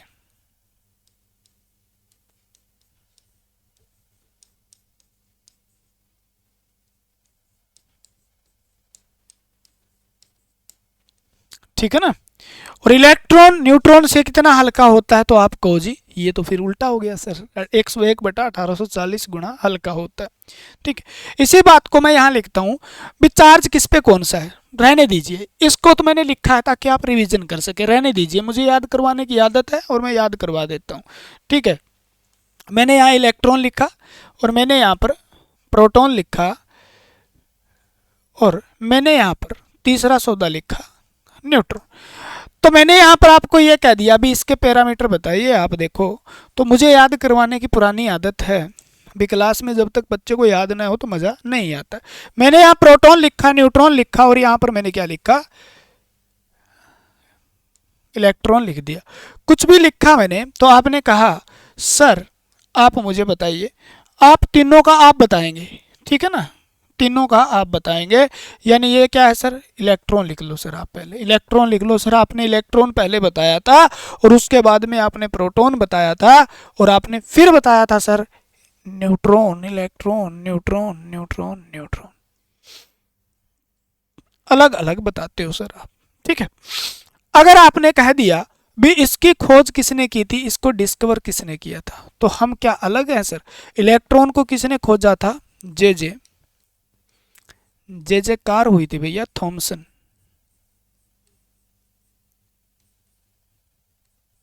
मैंने कहा प्रोटॉन को किसने खोजा, तो आपको रदरफोर्ड ने नाम दिया था, गोल्डस्टीन। रदरफोर्ड गलत है, खोज करता में, ठीक है ना, तो गोल्डस्टीन। मैंने कहा न्यूट्रॉन किसने खोजा, तो आपने कह दिया चैडविक। क्या कह दिया, चैडविक, ठीक है। मैंने आपसे कहा अरे इस पे चार्ज बताइए, आवेश बताइए, तो आपने कहा सर इस पे कौन सा चार्ज, बोलो नेगेटिव। इस पे कौन सा चार्ज सर, पॉजिटिव। और ये क्या है सर, बोलो जी ना ना ना ना, इस पे कुछ चार्ज नहीं है, ये है न्यूट्रल। तो ये न्यूट्रल होता है, इलेक्ट्रिकली न्यूट्रल, उदासीन होता है सर, उदासीन, कोई चार्ज नहीं, ठीक है ना। आप बताइए चार्ज कितना होता है, तो चार्ज मैंने कहा सर इलेक्ट्रॉन पे होता है -1.6 इंटू 10⁻⁻19 कूलम। बोलो जी अच्छे, ठीक है। तो यहाँ पर कितना होगा, बोलो जी अपोजिट होता है, बस होता उतना ही है जितना 1.6 गुणा में 10⁻⁻19 कूलम। बोलो जी यहाँ, बोले अरे 0 कूलम, ठीक है ना, 0 कूलम। तो ये और ये बराबर होते हैं लेकिन अपोजिट होते हैं सर, ये बात। तो मैंने कहा मास बताइए सर, हाँ बाहर बताइए। तो आपको हो जी इसका मास जो होता है वो होता है 9.1, कितना होता है 9.1 माइनस में 10⁻31 किलोग्राम। बोले जी याद नहीं होता, कैसे हो, मैं कराऊंगा भैया। तो इसका जो मास होता है वो कितना होता है 1.672 इंटू 10⁻27 किलोग्राम होता है, इतना मास होता है इसका। इसका मास वही होता है 1.675, ठीक है, गुणा में 10⁻27 किलोग्राम, ठीक है। तो ये तीनों में से अगर हम कंपैरिजन करें तो सबसे हल्का क्या हो जाता है सर, सबसे हल्का। इन तीनों में से सबसे हल्का कौन है सर, ये है। मैं कह दूं मीडियम, ठीक है, यानी मध्यम भार वाला कौन सा है, तो ये है सर। थोड़ा सा फर्क है, देखो 7.2 है, वहाँ 7.5 है। और ये सबसे भारी, लाइटेस्ट, हेवीएस्ट। तो सबसे भारी, सबसे हल्का। मैंने यहाँ पर क्वेश्चन थोड़ा सा अलग से दिया। मैंने कहा ये बताइए इलेक्ट्रॉन न्यूट्रॉन से कितना हल्का है, तब आपका आंसर क्या रहता है सर, बोलो जी अच्छा 1/1840 गुणा हल्का लिख लेना, इतना हल्का है, कितना हल्का है, इतना हल्का।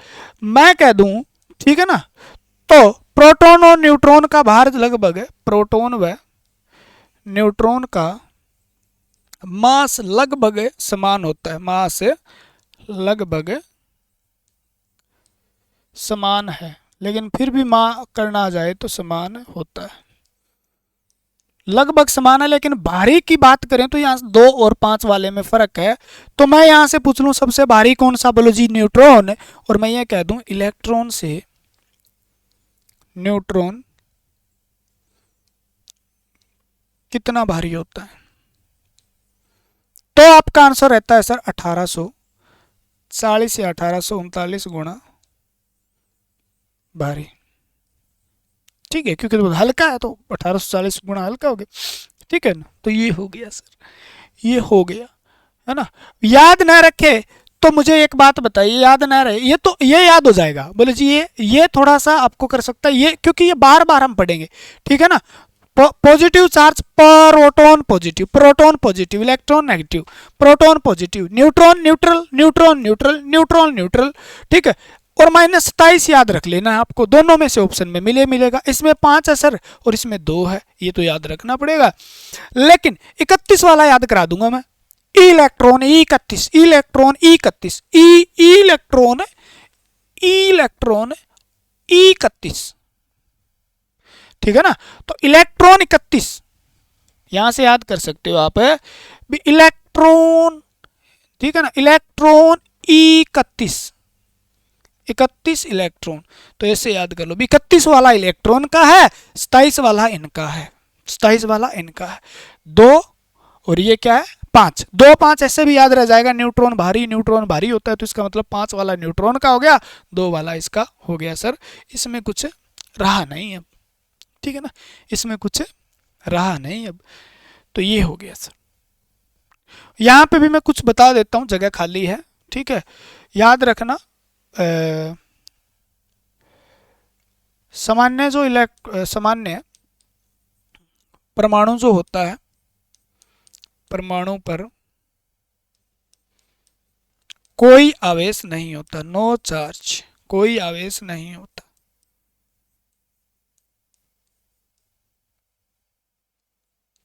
कोई आवेश नहीं होता, ठीक है। कोई आवेश न होने का कारण है प्रोटॉन व इलेक्ट्रॉन की संख्या बराबर होती है, जिसके कारण क्या होता है, एक दूसरे से चार्ज न्यूट्रलाइज हो जाता है, पॉजिटिव नेगेटिव। इलेक्ट्रॉन की संख्या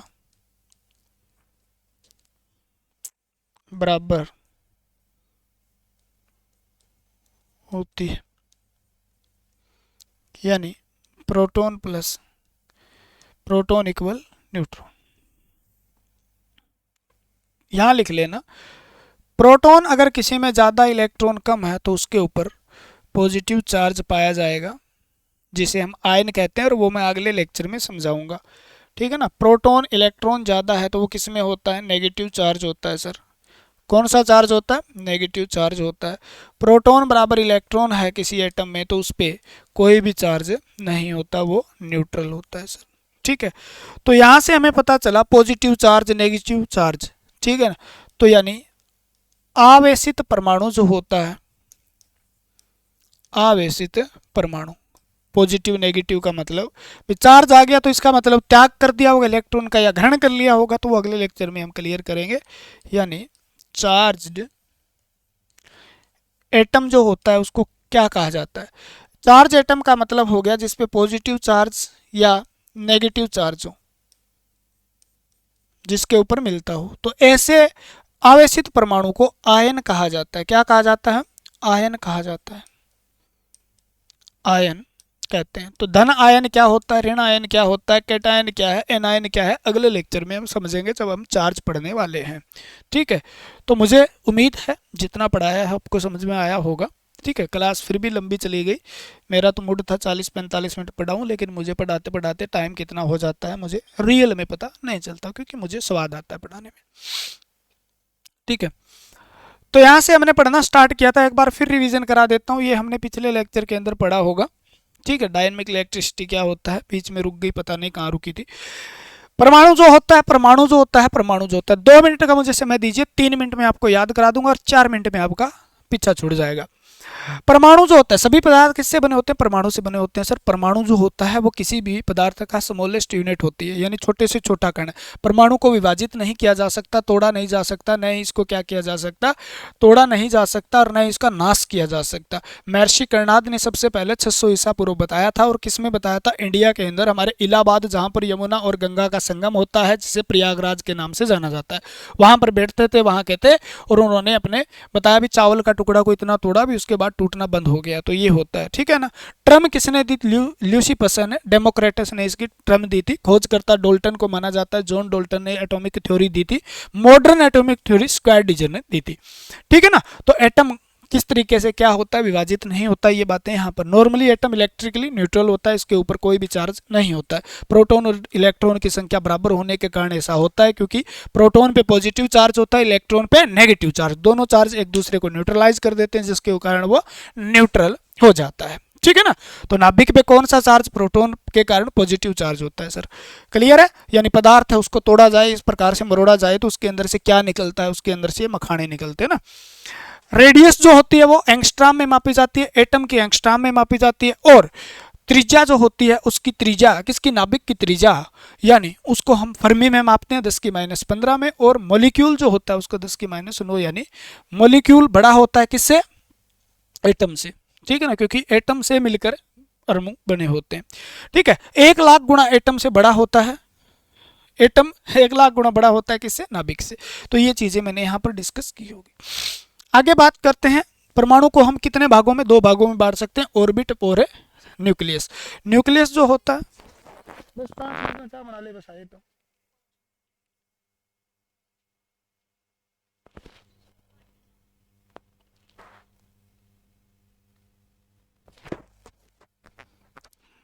ठीक है। कंसिस्ट ऑफ न्यूट्रॉन और प्रोटॉन से मिलकर न्यूक्लियस बना होता है। न्यूक्लियस की खोज रदरफोर्ड ने की थी और ये पॉजिटिव चार्ज रखता है, प्रोटॉन के कारण चार्ज होता है, और इसके मतलब 1,00,000 गुना एटम से इसकी त्रिज्या कम होती है, छोटा होता है। ठीक है। इसके चारों ऑर्बिट चक्कर लगाते हैं सर, बढ़िया है, काम चल रहा है, कोई दिक्कत नहीं। ठीक है। इसके अंदर प्रोटॉन और न्यूट्रॉन जो होता है उसमें न्यूक्लियर फोर्स काम करता है, जो आज तक सबसे मतलब नेचर के अंदर, प्रकृति के अंदर सबसे स्ट्रॉन्गेस्ट फोर्स जो पाया जाता है वो कौन सा पाया जाता है, वो यही पाया जाता है। ठीक है, nuclear force. Path of electron जो होता है अराउंड नाभिक के चारों ओर जो चक्कर लगाते हैं उसे ऑर्बिट कहा जाता है। और ऑर्बिट का बताया था नेल्स बोर ने। नेल्स बोर यानी शेप इसकी टिकल शेप होता है, यानी सर्कुलर होता है। ऑर्बिट के मैक्सिमम इलेक्ट्रॉन 2n² होता है। के में कितने, 2, 8, 18, इस तरीके से 32 इस प्रकार से इलेक्ट्रॉन। अगर कोई बाह्यतम कक्षा भी, लास्ट वाला कक्षा, उसके बाद के कोई कक्षा है नहीं एटम के अंदर, तो उसके अंदर 8 इलेक्ट्रॉन हो सकते हैं। यानी मैक्सिमम कोई भी वैलेंस इलेक्ट्रॉन जो हो सकते हैं वो कितने हो सकते हैं, 8, क्योंकि आउटर मोस्ट सेल के अंदर जो इलेक्ट्रॉन प्रेजेंट होते हैं उन्हें हम क्या कहते हैं, वैलेंस इलेक्ट्रॉन जानते हैं। जैसे 1, 2, 3, 4, 5, 6, 7, 8 हो सकते हैं सर। 1, 2, 3 अगर है तो वो कंडक्टर होता है, 4 किसी में तो अर्धचालक होता है वैलेंस इलेक्ट्रॉन की संख्या, और 6, 5, 6, 7, 8 है तो वो क्या होता है, इंसुलेटर यानी अचालक होता है सर। ठीक है, ये बात यहाँ पर मैंने बताई। एटॉमिक नंबर क्या होता है ये भी यहाँ पर बताया गया है। ठीक है ना।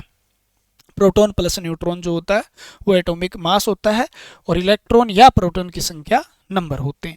तो ये किस प्रकार से भी 13 है तो कैसे होगा, 14 है तो 32 है तो कैसे होगा जर्मेनियम में। क्लियर है।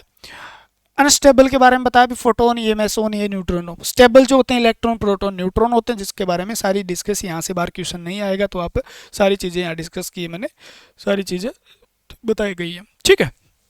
उसके बाद मैं आपको बताना चाहूँगा, अगर हमारे साथ आप जुड़ना चाहते हैं, इसी तरीके से सारी चीज़ें समझना चाहते हैं और बेहतरीन तरीके से समझना चाहते हैं, 0 से लेकर आप एडवांस तक जाना चाहते हैं, ठीक है, ये बिल्कुल बेसिक है, बिल्कुल बेसिक मैं कह रहा हूँ, लेकिन बेसिक ही आपका बेस बनाता है। और बेस जब मजबूत होगा, यानी कोई भी मकान आपका बनाया जाए, उसकी अगर नींव मजबूत है तो आप कितनी बिल्डिंग बना लो टूटेगी नहीं।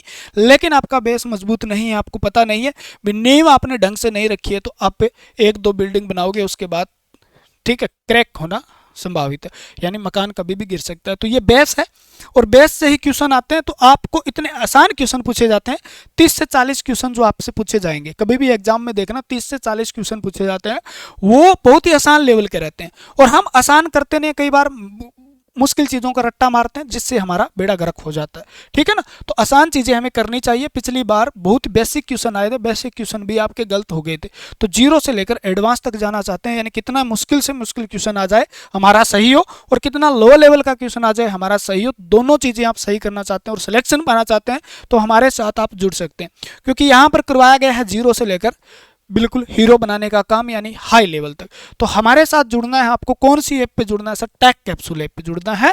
टैग कैप्सूल ऐप है, ये एक सिलेक्शन है, ठीक है ना, यानी यहाँ से बेरोजगार हम डालते हैं, और ये मशीन है जो यहाँ से रोजगार मेहनत करोगे तो निकल जाओगे भैया, क्योंकि बहुत ही बेहतरीन और इतना मेहनती बाईलिंगुअल, कोई इंग्लिश हिंदी का कोई चक्कर नहीं, आपको समझ में आएगा। न तो आप भैया इंग्लैंड से आए हो, अंग्रेज हो, ठीक है ना, जो आपको बिल्कुल एज इंग्लिश टू इंग्लिश समझ में आएगा वो तो है नहीं, ठीक है। लेकिन आपको सारी चीज़ें इंग्लिश है, यानी आपको समझ में आएगी, चाहे आप हिंदी मीडियम हो तो भी समझ में आएगी, इंग्लिश मीडियम हो तो भी समझ में आएगी। मैं ये कह सकता हूँ भी आपको समझ आएगी, ठीक है ना। न तो आप इंग्लैंड से आए हो और जहाँ पढ़ते हो आपने हरियाणा से पॉलिटेक्निकल की होगी, तो हमें भी पता है आपको इंग्लिश टू इंग्लिश नहीं करवाया गया कहीं पे भी। हाँ, आपने पढ़ा इंग्लिश में होगा, बुक आपके सामने है, तो आपको सारी चीज़ें समझ में आती है। तो लैंग्वेज के चक्कर में आप कंटेंट से मार खा जाओगे, ठीक है ना, ये मैं कह रहा हूँ, ध्यान रखना इस बात का, ठीक है। इस लेवल का जो इस एग्ज़ाम की आप तैयारी कर रहे हो, HSSC, ALM, SAJI, तो इस ALM SC की बात करूं तो इसका कंटेंट आपको इंग्लिश टू इंग्लिश तो कहीं मिलने वाला ही नहीं है, क्योंकि टीचर पढ़ाता है तो वो अपने आप बारे में भी सोचता है, अकेला आपके बारे में नहीं सोचता।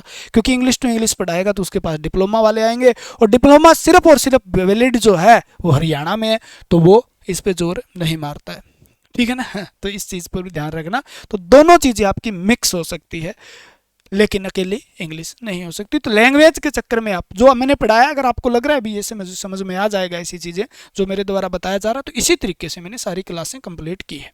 जैसे आज मैंने की है ये क्लास इंग्लिश टू इंग्लिश, तो इसके अंदर सारी क्लासें हैं। तो थ्योरी WCS आपको वर्कशॉप कैलकुलेशन, जिसके पिछली बार भी 6-7 क्वेश्चन आए थे और अब की बार भी आएंगे, नॉर्मली से बात है, वो भी थ्योरी भी आपको, रिकॉर्डेड भी, कंप्यूटर कोर्स भी करवाया जा रहा है, ये तो बाईलिंगुअल सारा कुछ है। तो आज के लिए इतना है, ठीक है। तो हमारे साथ जुड़ सकते हैं, कमेंट बॉक्स में लिंक दे देंगे, वहां पर जाकर अग्नि बैच, क्योंकि जल्दी करना चाहते हैं और बेहतरीन करना चाहते हैं, तो इसके अलावा और कोई रास्ता है नहीं आपके पास में। और आज के लिए वीडियो अच्छी लगी तो लाइक करना, कमेंट करके जरूर बताना वीडियो कैसी लगी। नेक्स्ट वीडियो आएगी तो उस पर भी आपको कमेंट करना है। आज के लिए इतना ही, जय हिंद जय भारत, मिलते हैं अगले वीडियो के साथ। भगवान आपका भला करे, जल्द से जल्द आपको प्यारी सी नौकरी दे, आप स्वस्थ रहें, मस्त रहें, बेहतरीन तरीके से तैयारी करते रहें। जय हिंद जय भारत।